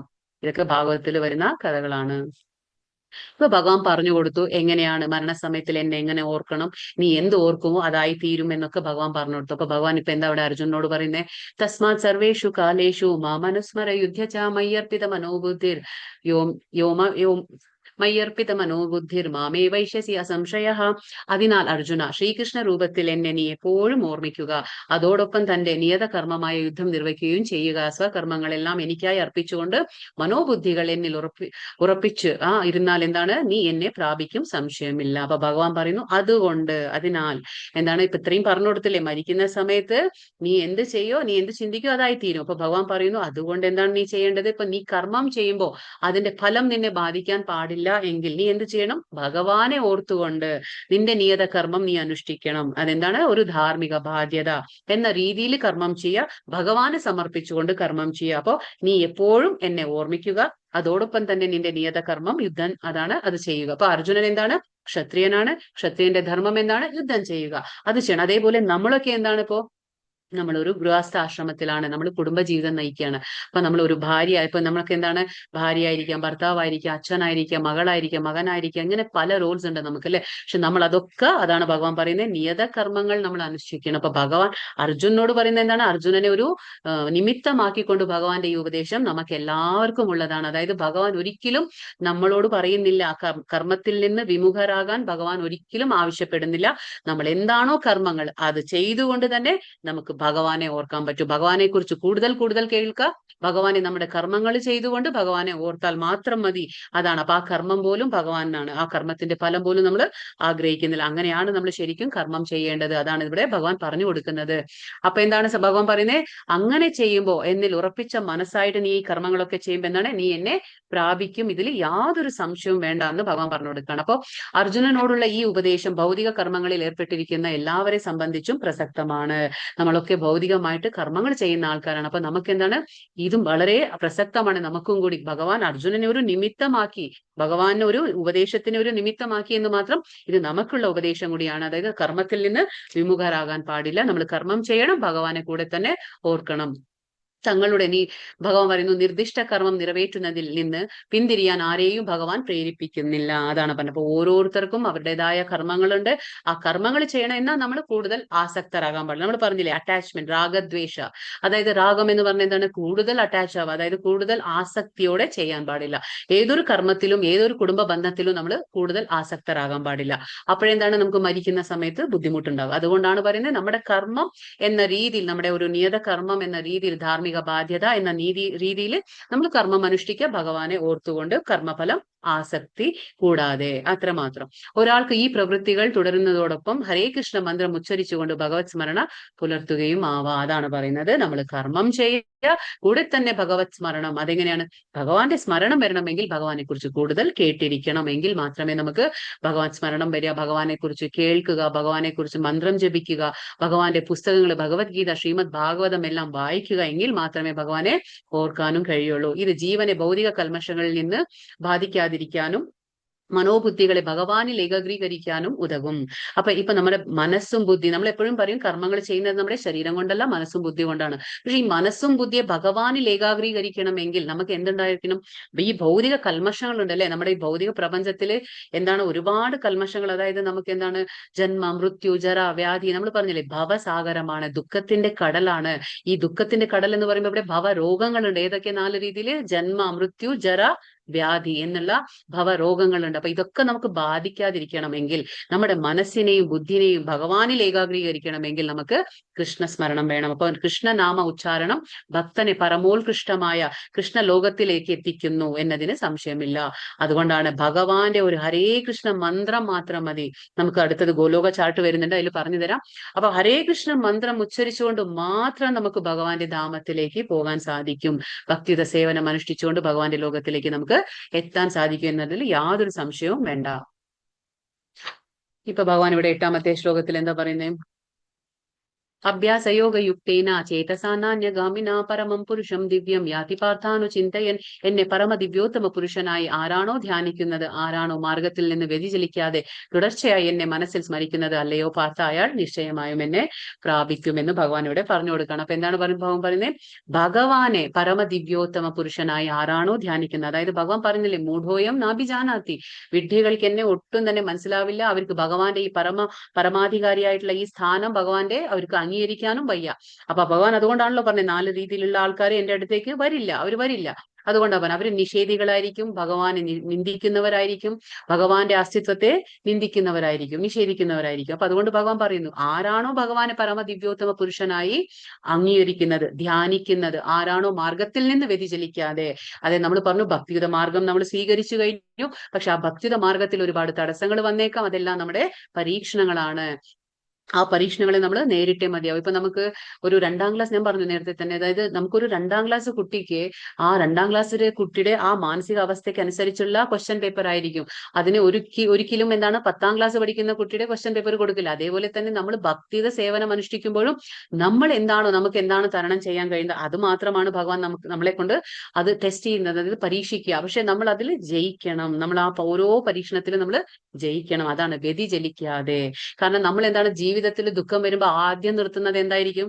ഹരേ കൃഷ്ണ മന്ത്രമായിരിക്കും, ഭഗവാന്റെ ജപമായിരിക്കും, ഭഗവാന്റെ കാര്യങ്ങൾ കേൾക്കുന്നതായിരിക്കും. നമുക്ക് എല്ലാത്തിനും സമയമുണ്ട്, പക്ഷെ ഭഗവാന്റെ കാര്യങ്ങൾക്ക് നമുക്ക് സമയമില്ല. കാരണം എന്താണ്, നമുക്ക് തിരക്കിട്ട ജീവിതത്തിൽ നമ്മൾ എന്താ പറയുന്നത്, ആദ്യം മാറ്റി വെക്കുന്നത് എന്താണ്, നമ്മൾ ഭഗവാന്റെ കാര്യങ്ങളായിരിക്കും, ഭഗവാന്റെ ഭക്തിയുടെ സേവനമായിരിക്കും. അപ്പൊ നമുക്കത് സമയം പാഴാക്കില്ല. നമ്മൾ ഇതിൽ ഈ ഭഗവാന്റെ കാര്യത്തിൽ നമ്മൾ സമയം കൊടുക്കില്ല, ബാക്കി എല്ലാത്തിനും നമ്മൾ സമയം കൊടുക്കും, പക്ഷെ ഭഗവാന്റെ കാര്യങ്ങൾക്ക് കൊടുക്കില്ല. അതുകൊണ്ട് ഭഗവാൻ പറയുന്നത്, വ്യതിചലിക്കാതെ തുടർച്ചയായി എന്നെ മനസ്സിൽ സ്മരിക്കുന്നത് അല്ലയോ പാർത്ഥ, അങ്ങനെയുള്ള ആൾക്ക് എന്താണ്, നിശ്ചയമായി എന്നെ പ്രാപിക്കാൻ കഴിയുമെന്ന് ഭഗവാൻ പറഞ്ഞു കൊടുക്കാണ്.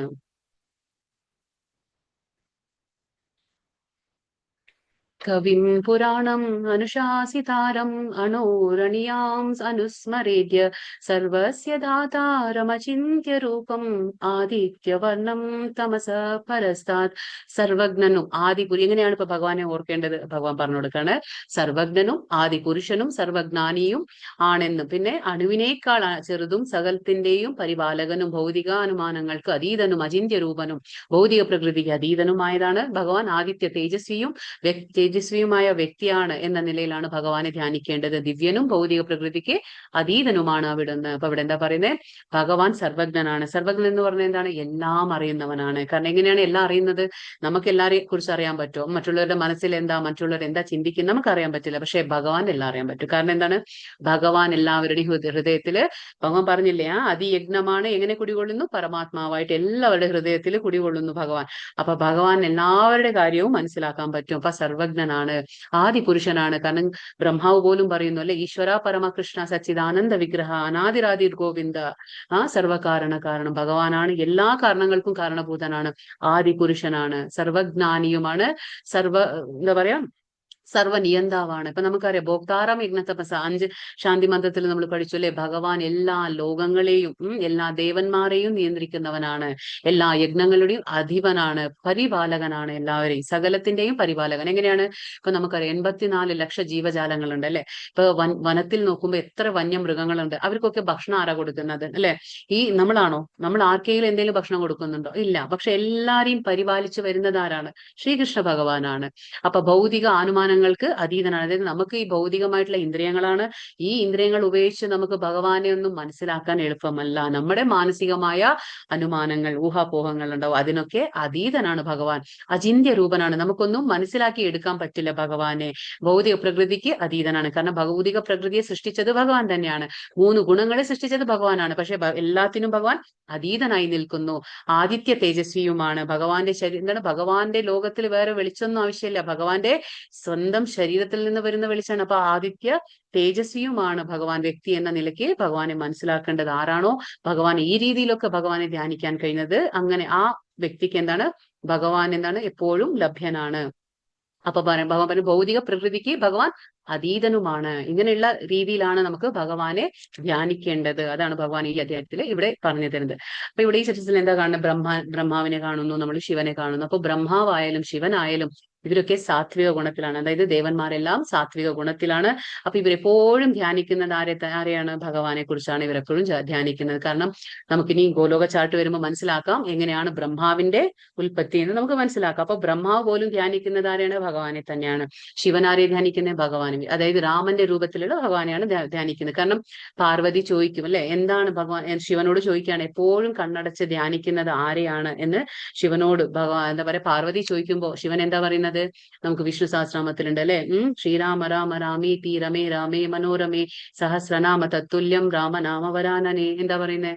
അതായത് ഞാൻ എപ്പോഴും രാമനെയാണ് ധ്യാനിക്കുന്നത്. കാരണം എന്താണ്? ശ്രീരാമ രാമ, ആ ഒരു രാമ എന്ന് നമ്മൾ പറയുമ്പോൾ സഹസ്രനാമ തത്തുല്യം.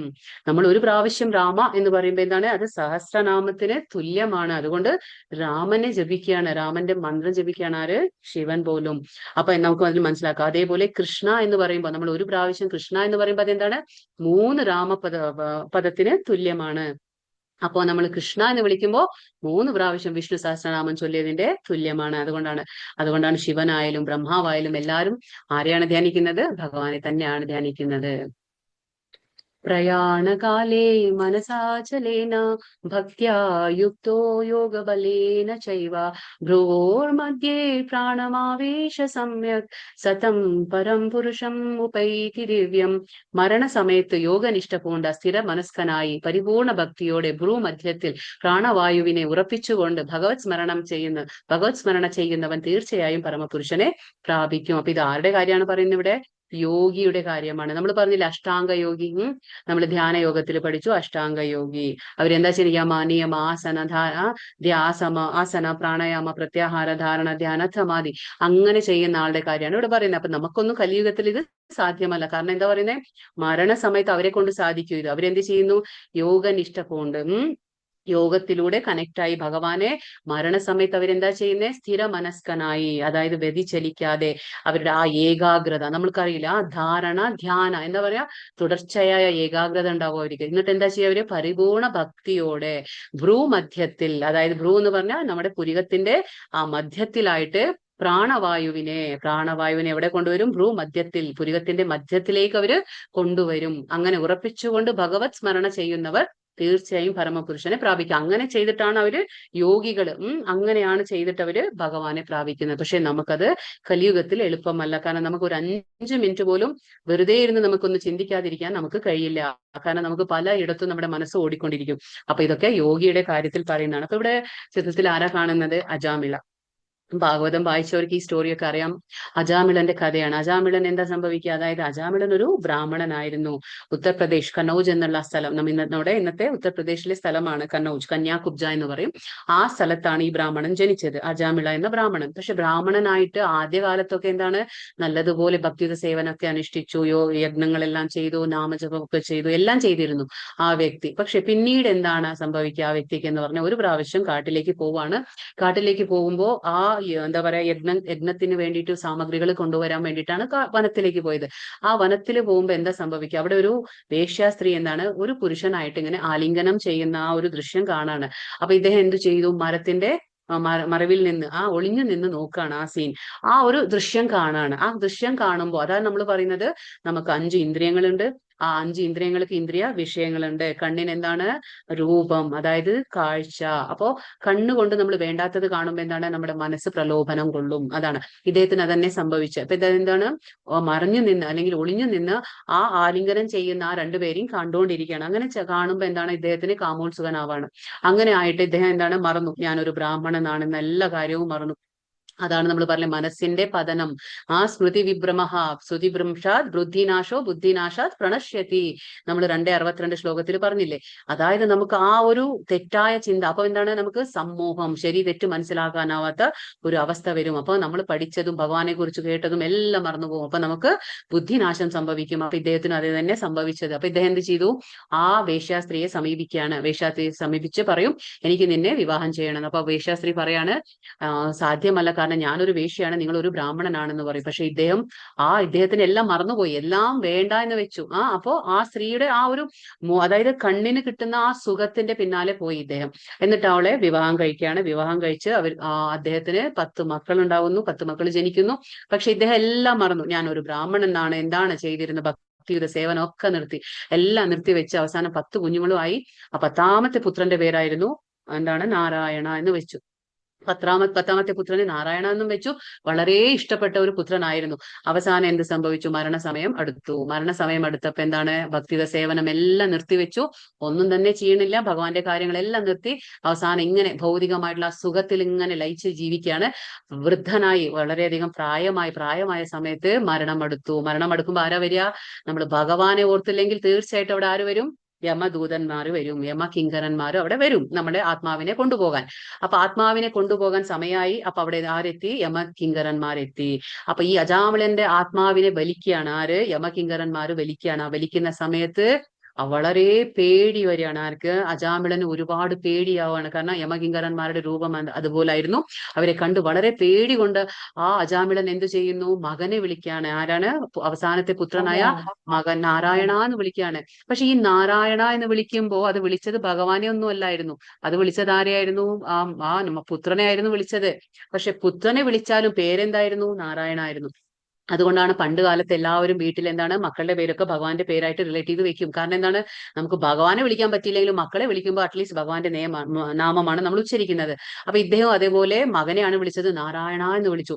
പക്ഷെ ഭഗവാൻ ഒരു വാക്ക് പറഞ്ഞിട്ടുണ്ട് നേരത്തെ തന്നെ. എന്താണ്? യം യം വാപി സ്മരൻ ഭാവം ത്യജത്യന്തേ കലേവരം. അതായത് ആരാണോ മരണവേളയിൽ എന്നെ ഓർക്കുന്നത് അവരെന്നെ പ്രാപിക്കും എന്ന് പറഞ്ഞു ഭഗവാൻ. അപ്പൊ ആ വാക്ക് ശരി വെക്കണമല്ലോ. അപ്പൊ ഇദ്ദേഹം എന്ത് വിളിച്ചു? നാരായണ എന്ന് വിളിച്ചപ്പോ, പേടി കൊണ്ട് നാരായണ എന്ന് വിളിച്ചപ്പോ അവിടെ ആരെത്തി? ഭഗവാന്റെ, അതായത് വിഷ്ണുവിന്റെ എന്താ പറയാ, വിഷ്ണുവിന്റെ പാർഷദർ എത്തിയോടെ. വിഷ്ണു പാർഷദർ എത്തിയപ്പോൾ എന്താണ്? ഇദ്ദേഹം രണ്ടുപേരെയും കാണാണ്. ഇപ്പുറത്ത് നോക്കുമ്പോ യമകിങ്കരന്മാരുണ്ട്, അപ്പുറത്ത് നോക്കുമ്പോ വിഷ്ണു പാർഷദരും ഉണ്ട്, രണ്ടുപേരും ഉണ്ട്. അപ്പൊ ഈ രണ്ടുപേരും തമ്മിൽ വാക്തർക്കമായി. ആരെ? വിഷ്ണുദൂതരും പിന്നെന്താണ് യമകിങ്കരന്മാരും തമ്മിൽ വാക്തർക്കമായി. അവസാനം യമകിങ്കരന്മാര് തിരിച്ചെവിടെ പോകുന്നു? യമലോകത്തേക്ക് പോകുന്നു. അവിടെ ചെന്ന് അവർ പറയുന്നു യമനോട്, ആദ്യമായിട്ടാണ് നമ്മൾ ഒരു ആത്മാവിനെ കൊണ്ടുവരാൻ വിഫലമായത്, നമ്മൾ വിജയിച്ചില്ല, ആത്മാവിനെ കൊണ്ടുവരാൻ സാധിച്ചില്ല. അവിടെ 4 കൈകളോട് കൂടിയ ആൾക്കാരെ കണ്ടു എന്നൊക്കെ പറയാണ്. അപ്പൊ യമധർമ്മരാജാവ് അവരോട് പറയാണ്, ഒരിക്കലും നമ്മൾ ഭഗവാന്റെ വിഷ്ണുവിന്റെ ഭക്തന്മാരെ തൊടാൻ നമുക്ക് അനുവദനീയമല്ല. കാരണം നമുക്ക് അവർക്കായിട്ട് യാതൊരു ബന്ധവുമില്ല. ആരാണോ ഭഗവാനെ നാമം ജപിക്കുന്നത്, ആരാണോ ഭഗവാന്റെ നാമങ്ങൾ ഉച്ചരിക്കുന്ന, അവരെ നമുക്ക് തൊടാൻ യാതൊരു അനുമതി, അതായത് പെർമിഷൻ ഇല്ല എന്നുള്ളത് യമൻ കിങ്കരന്മാരോട് പറഞ്ഞു കൊടുക്കുകയാണ്. അങ്ങനെ ഈ സമയം എന്താ പറയാ, ആ അജാമിളന് ഭഗവാൻ കൊടുത്തത് നിയർ ഡെത്ത് എക്സ്പീരിയൻസ് എന്ന് നമ്മൾ പറയാം. അതായത് ആ ഒരു മരണസമയത്തിന്റെ ഒരു സംഭവമാണ്. പക്ഷെ എന്നാ മരിച്ചതില്ല. കാരണം എന്താണ്? ഒരു അനുഭവം കൊടുത്തതാ ഭഗവാൻ. അതായത് മരണസമയത്ത് എന്ത് സംഭവിക്കും എന്നുള്ളതിന്റെ ആ ഒരു സൂചന കൊടുത്തു ഭഗവാൻ. അവസാനം ആ വിഷ്ണുദൂതരും അപ്രത്യക്ഷമാകുകയാണ് അവിടുന്ന്. അപ്പോഴാണ് ഈ അജാമിളന് മനസ്സിലായി, അതായത് മരണസമയത്ത് എന്റെ പാപകർമ്മങ്ങൾ മൂലം എന്താണ് എനിക്ക് ആര് വന്നു? കൊണ്ടുപോകാൻ എന്റെ ആത്മാവിനെ യമകിങ്കരന്മാർ വന്നു. പക്ഷെ ഞാൻ നാരായണ എന്ന് വിളിച്ചത് കൊണ്ട് മാത്രം ആരെത്തി? വിഷ്ണു പാർഷദരെത്തി. അപ്പൊ അത് ആ ഒരു പ്രാധാന്യം മനസ്സിലാക്കിക്കൊണ്ട്, ആ പേരിന്റെ പ്രാധാന്യം മനസ്സിലാക്കിക്കൊണ്ട് അദ്ദേഹത്തിന്റെ തെറ്റുകളെല്ലാം ബോധ്യപ്പെടാണ്. അവസാനം അദ്ദേഹം എല്ലാം ഉപേക്ഷിച്ച് ഹരിദ്വാറിലേക്ക് പോകാണ്. അവിടെ ചെന്ന് ഭക്തിയുത സേവനം അനുഷ്ഠിച്ച് പിന്നീട് എന്താണ്? ഭഗവാന്റെ ആ വൈകുണ്ഠധാമത്തിലേക്ക് പോകുന്ന കാഴ്ചയാണ് നമ്മൾ കാണുന്നത്. അപ്പൊ അങ്ങനെയാണ് ഇത് നമ്മൾ ഈ കഥകളിലൊക്കെ എന്തിനാണ് ഭാഗവതത്തിൽ വരുന്നത്? അതായത് നമുക്ക് മനസ്സിലാക്കി തരാണ് എങ്ങനെയാണ് നമ്മൾ ജീവിക്കേണ്ടതെന്ന്. ആത്മാവുണ്ടെന്നുള്ളതിന്റെ തെളിവും കൂടിയാണിത്. കാരണം നമുക്കറിയാം നിയർ ഡെത്ത് എക്സ്പീരിയൻസ് എന്ന് പറയും, ഔട്ട് ഓഫ് ബോഡി എക്സ്പീരിയൻസ് എന്ന് പുനർജന്മത്തിന്റെ കഥകളുണ്ട്. ഇതൊക്കെ എന്താണ്? ആത്മാവിന്റെ തെളിവിനുള്ള ആ തെളിവാണ് ഇതൊക്കെ. അത് നമ്മൾ മനസ്സിലാക്കണം. ആത്മാവ് എന്നുള്ളത് വെറുതെ പറയുന്ന കാര്യമല്ല. അതാണ് അനന്യചേത സതതം യോ മാം സ്മരതി നിത്യശഃ സത്തസ്യാഹം സുലഭ പാർത്ഥ നിത്യയുക്തസ്യ യോഗിനഃ. അല്ലയോ പാർത്ഥ, നിരന്തരമായി ഭക്തിയുത സേവനം മൂലം സ്ഥിരചിത്തയോടെ എന്നെ എപ്പോഴും സ്മരിക്കുന്ന യോഗനിഷ്ഠന് ഞാൻ സുപ്രാപ്യനാണ്. അപ്പൊ ഭഗവാൻ പറയുന്നു ആർക്കൊക്കെ ഭഗവാൻ സുപ്രാപ്യനാണ്? അതായത് ആരാണോ നിരന്തരമായി ഭക്തിയുത സേവനം മൂലം, അപ്പൊ എപ്പോഴും നമ്മൾ ശ്രദ്ധിക്കുന്ന ഒരു കാര്യം എന്താണ്? ഭഗവാൻ പറയുന്നത് നിരന്തരം, അചഞ്ചലമായി. അപ്പൊ അതിലെ അർത്ഥം എന്താണ്? നമ്മൾ ഇന്ന് ചെയ്തു നാമജപം, പിന്നെ ഒരു അടുത്ത ആഴ്ച ചെയ്യുക, അല്ലെങ്കിൽ അടുത്ത മാസം ചെയ്യുക, അങ്ങനെയല്ല. നിരന്തരം എപ്പോഴും ചെയ്യണം. അതാണ് അതിന്റെ ഉദ്ദേശം ഭഗവാൻ ഇവിടെ പറയുന്നത്. അപ്പൊ ഭക്തിയുത സേവനം മൂലം സ്ഥിരചിത്തയോടെ, നമുക്ക് സ്ഥിരചിത്തം എപ്പോഴാ വരുന്നത്? ഭഗവാനിൽ വ്യതിചലിക്കാത്ത മനസ്സ്, ഭഗവാനെ കുറിച്ച് കൂടുതൽ കേൾക്കുമ്പോൾ മാത്രം അത് വ്യതിചലിക്കാത്ത, എന്നെ എപ്പോഴും സ്നേഹിക്കുന്ന യോഗനിഷ്ഠന് ഞാൻ സുപ്രാപ്തനാണ് ഭഗവാനോട് പറയാണ്. പുനർജന്മ ദുഃഖാലയം ശാശ്വതം നാപ്നുവന്തി മഹാത്മാന സംസിദ്ധിം പരമം ഗതിഃ.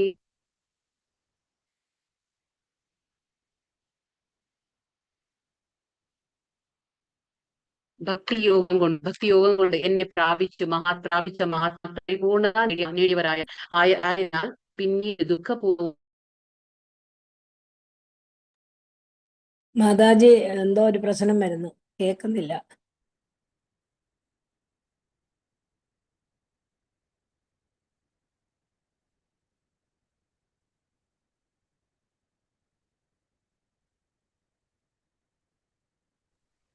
മാതാജി ലെഫ്റ്റ് ആയി പോയി. അത് നെറ്റ് ഇഷ്യൂ ആണെന്ന് തോന്നുന്നു. നെറ്റിന്റെ ആണെന്ന് തോന്നുന്നു.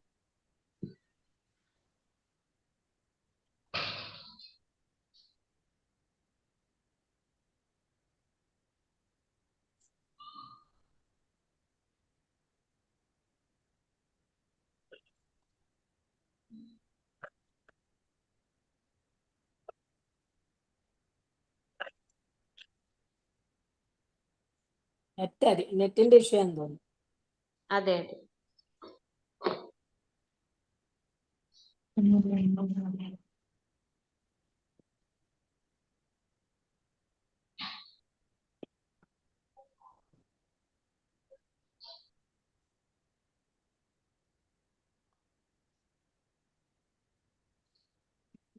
മാതാജി ലെഫ്റ്റ് ആയോ? ഇല്ല, ആ ലെഫ്റ്റ് ആയി. പോയി. വരികയായിരിക്കും. ഉം.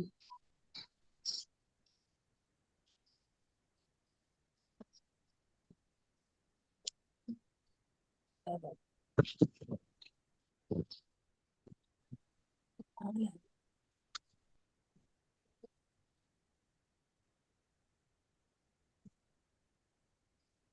4 മണിയായി.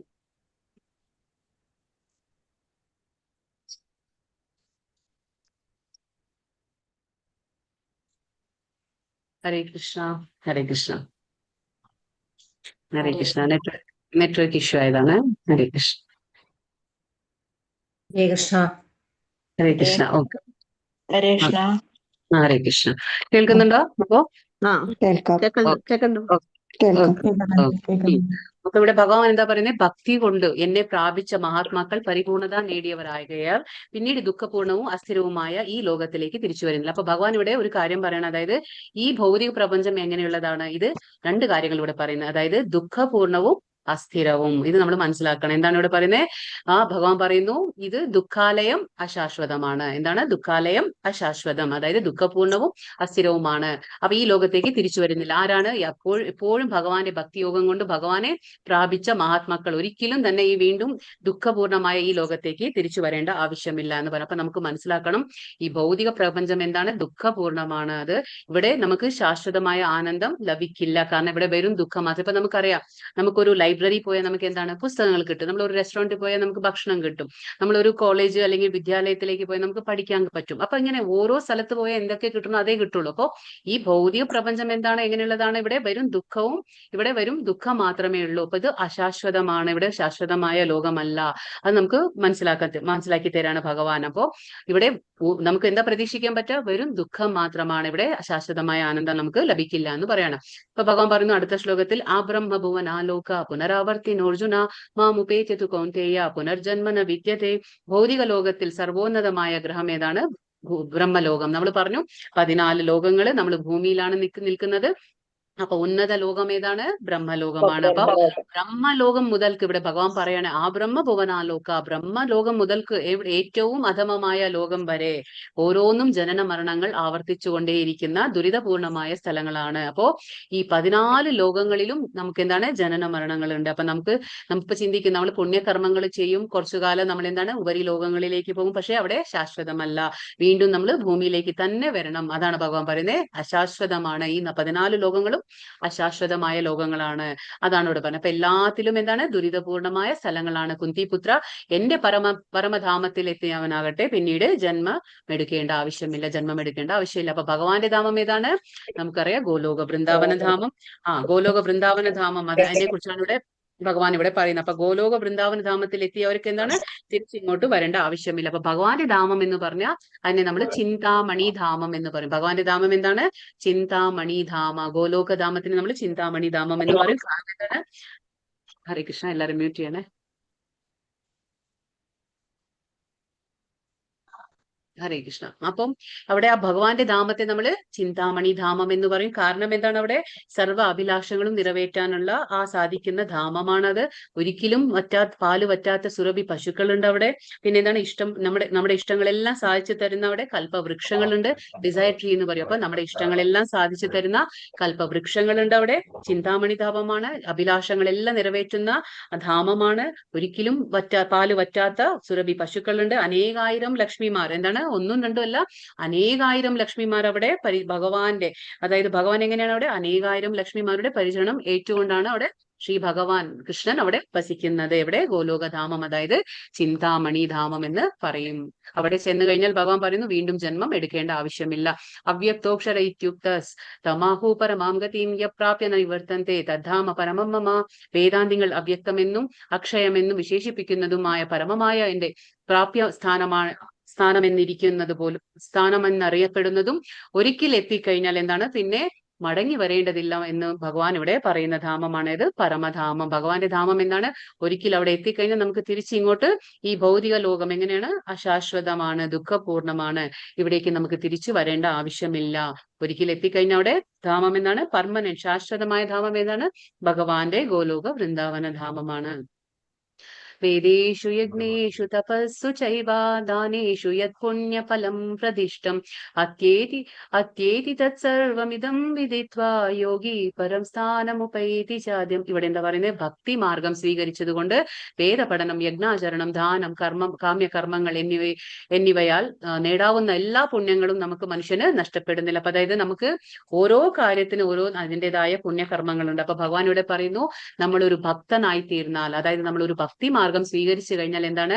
നമ്മൾ സെപ്പറേറ്റ് ആയിട്ട് വേദ പഠനമോ യജ്ഞ ആചരണമോ ദാനമോ ഒന്നും ചെയ്യേണ്ട ആവശ്യമില്ല. കാരണം എന്താണ്? അതൊക്കെ ചെയ്യുമ്പോൾ എന്താണോ പുണ്യം കിട്ടുന്നത്, അതൊക്കെ ചെയ്തു കഴിഞ്ഞാൽ എന്താണോ നമുക്ക് പുണ്യപ്രാപ്തി കിട്ടുന്നത്, അതെല്ലാം നമുക്കൊരു ഭക്തനായി തന്നെ ആ ഭക്തി മാർഗത്തിൽ നിന്നുകൊണ്ട് നമുക്കത് പ്രാപിക്കാൻ സാധിക്കും. എന്താണ്? ഇപ്പൊ വേദ പഠനം അതിന്റെ ലക്ഷ്യം എന്താണ്? ഭഗവാനെ അറിയുക. വേദപഠനത്തിന്റെ ലക്ഷ്യം എന്താണ്? ഭഗവാനെ അറിയുക എന്നുള്ളത്. യജ്ഞം എന്ന് പറയുമ്പോൾ നല്ല ഫലങ്ങൾക്ക് വേണ്ടിയിട്ട് ചെയ്യുന്ന കർമ്മങ്ങളാണ് യജ്ഞങ്ങൾ. അതേപോലെ ദാനം എന്തിനാണ്? പുണ്യപ്രാപ്തിക്ക് വേണ്ടി. അപ്പൊ ഇത് മൂന്നും ചെയ്യുന്നതിന് ഫലം നമുക്ക് എവിടെ കിട്ടും? ഭക്തി മാർഗം സ്വീകരിച്ചത് കൊണ്ട് മാത്രം നമുക്ക് കിട്ടുന്നുണ്ട്. അപ്പൊ ഇതൊന്നും നഷ്ടപ്പെടുന്നില്ല എന്ന് ഭഗവാൻ പറയാണ്. ഭഗവത് സേവനം കൊണ്ട് തന്നെ മേൽപ്പറഞ്ഞ പുണ്യഫലങ്ങളെല്ലാം ഭക്തന് ലഭിക്കുന്നു. അപ്പൊ എല്ലാ പുണ്യഫലങ്ങളും ഭഗവാന്റെ ഭക്തന് ലഭിക്കുകയാണ്. കൂടാതെ അവസാനം അയാൾ സനാതനമായ പരമധാമത്തിൽ എത്തുകയും ചെയ്യുന്നു. പരമധാമത്തിൽ അയാൾ എത്തുകയും ചെയ്യുന്നു. അപ്പൊ ഇവിടെ എന്താ പറയുന്നത്? ഭഗവത് സേവനത്തിൽ മുഴുകിക്കൊണ്ട് ഒറ്റയടിക്ക് എന്താണ്? നാലാശ്രമ വ്യവസ്ഥകളിലെ കർക്കശ വ്രതങ്ങളെയും പിന്നിട്ടു കളയാം എന്നത്രേ കൃഷ്ണാവബോധത്തിന്റെ മനോഹാരിത. അപ്പൊ കൃഷ്ണാവബോധം സ്വീകരിച്ചു കഴിഞ്ഞാൽ എന്താണ് അതിന്റെ ഒരു ഗുണം എന്ന് പറയുമ്പോൾ, നമ്മൾ ഈ നാലാശ്രമ വ്യവസ്ഥകൾ എന്താണ്? ബ്രഹ്മചര്യ, ഗൃഹസ്ഥ, വാനപ്രസ്ഥ, സന്യാസ, ഈ 4 ആശ്രമങ്ങളുടെ കർക്കശ വ്രതങ്ങളെല്ലാം ഓരോ ആശ്രമത്തിലും അതിൻ്റെതായ ഓരോ നിയമങ്ങളുണ്ട്. അപ്പൊ അതിൻ്റെതായ വ്രതാനുഷ്ഠാനങ്ങളുണ്ട്. പക്ഷെ നമുക്ക് അതൊന്നും ചെയ്യേണ്ട ആവശ്യമില്ല. പക്ഷെ ഭഗവാൻ പറയുന്നു നമ്മൾ ഒരൊറ്റ അടിക്ക് കൃഷ്ണാവബോധം സ്വീകരിച്ചു കഴിഞ്ഞാൽ ഇതെല്ലാം നമ്മൾ ചെയ്യുന്നതിന്റെ ആ ഫലമാണ് നമുക്ക് ലഭിക്കുന്നത്. ഭക്തനുമായുള്ള സഹവാസം തുടർന്നു പോകുമ്പോൾ ഭഗവത് സേവനത്തിന് ഒരു അവസരമായി ആ സേവന കർമ്മം കൊണ്ട് കൃഷ്ണനെ കുറിച്ചും കൃഷ്ണന്റെ കർമ്മങ്ങൾ, നാമരൂപങ്ങൾ, ലീലകൾ എന്നിവയെ കുറിച്ചും എല്ലാം നമുക്കുള്ള ആ തെറ്റിദ്ധാരണകളെല്ലാം ഒഴിഞ്ഞു മാറും. അപ്പോ ഈ നമ്മുടെ മനസ്സിൽ ഒരുപാട് കാര്യങ്ങൾ, അതായത് ആരാണ് ഭഗവാൻ, ഭഗവാനെ കുറിച്ച് പല തെറ്റിദ്ധാരണകളും നമ്മുടെ മനസ്സിലുണ്ടാവും. ഭഗവാന്റെ കഥകളെ കുറിച്ച്, ലീലകളെ കുറിച്ച്, കർമ്മങ്ങളെ കുറിച്ചൊക്കെ ഒരുപാട് തെറ്റിദ്ധാരണകൾ ഉണ്ടാവും. പക്ഷെ അതൊക്കെ നീങ്ങണമെങ്കിൽ, അതൊക്കെ തെറ്റിദ്ധാരണകൾ മാറിക്കിട്ടണമെങ്കിൽ നമുക്ക് എന്ത് വേണം? ഭക്തന്മാരുടെ സംഘം വേണം. അതായത് ഭക്തജന സംസർഗം വേണം. അങ്ങനെ ഭക്തനുമായിട്ടുള്ള ആ സഹവാസം മൂലമാണ് നമുക്ക് എന്താണ്? ഭഗവാന്റെ കാര്യങ്ങൾ മനസ്സിലാക്കാനും ഈ തെറ്റിദ്ധാരണകളെല്ലാം നമുക്ക് മാറിക്കിട്ടാൻ ഒരു അവസരം കിട്ടുന്നത്.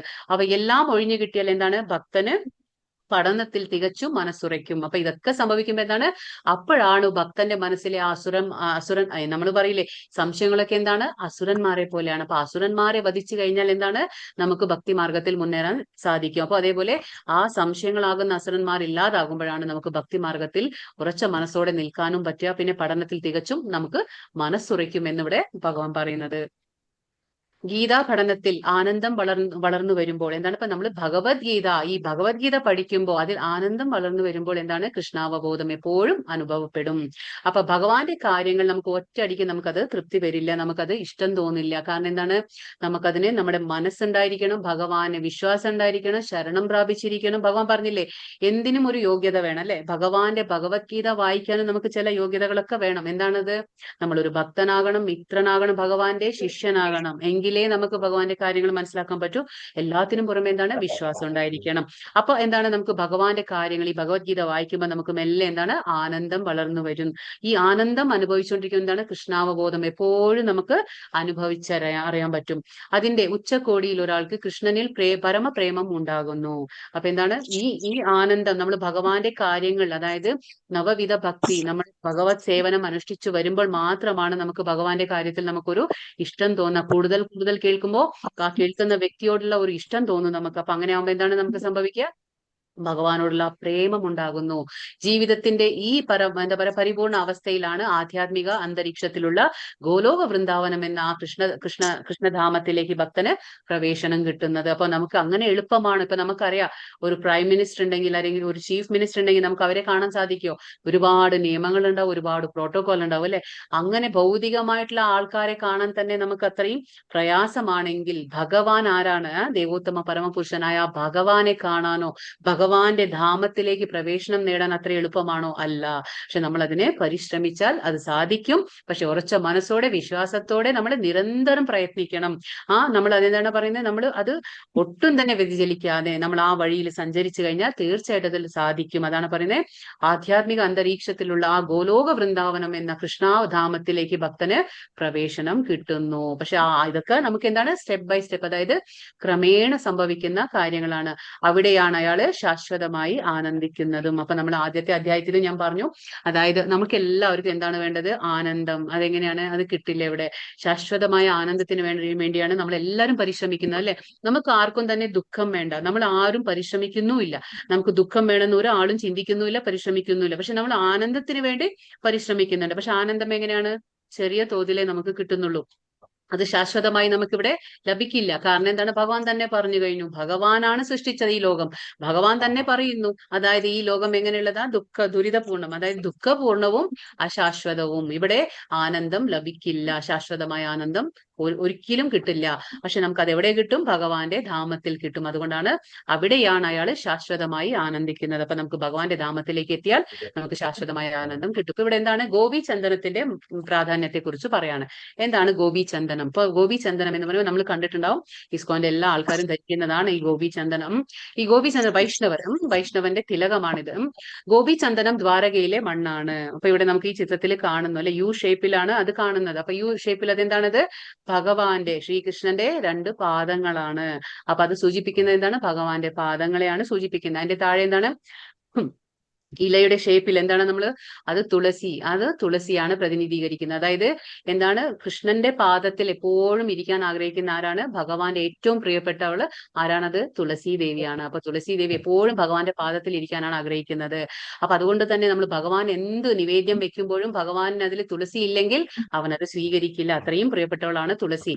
അപ്പൊ ഈ ഗോപീചന്ദനം എന്ന് പറയുമ്പോൾ നമ്മൾ 2 യു ഷേപ്പിൽ വരയ്ക്കുന്നത് ഭഗവാന്റെ പാദങ്ങളും, അതിന്റെ താഴെ വരയ്ക്കുന്നത് എന്താണ്, തുളസി ദേവിയാണ്. ഭഗവാൻ ഏറ്റവും പ്രിയപ്പെട്ടതാണ്. അപ്പൊ അത് നമ്മുടെ ഒരു ശരണാഗതിയാണ്. ഭഗവാൻ കൃഷ്ണനെ ഞാൻ ശരണം പ്രാപിക്കുന്നു എന്ന് കാണിക്കുന്നതാണ് അത്. അപ്പം ഗോപീചന്ദനത്തിന്റെ മഹാത്മ്യം കേൾക്കുന്നത് അയാൾക്ക് എന്താണ്, എല്ലാ കർമ്മബന്ധനങ്ങളിൽ നിന്നും മുക്തനാകാൻ കഴിയും. അപ്പോൾ എന്താണ്, ഗോപീചന്ദനം വെറും ആ മഹാത്മ്യം അല്ലെങ്കിൽ അതിന്റെ പ്രാധാന്യത്തെ കുറിച്ച് കേൾക്കുമ്പോൾ തന്നെ എന്താണ്, നമ്മുടെ കർമ്മബന്ധനത്തിൽ നിന്ന് നമ്മൾ മുക്തരാകാണ്.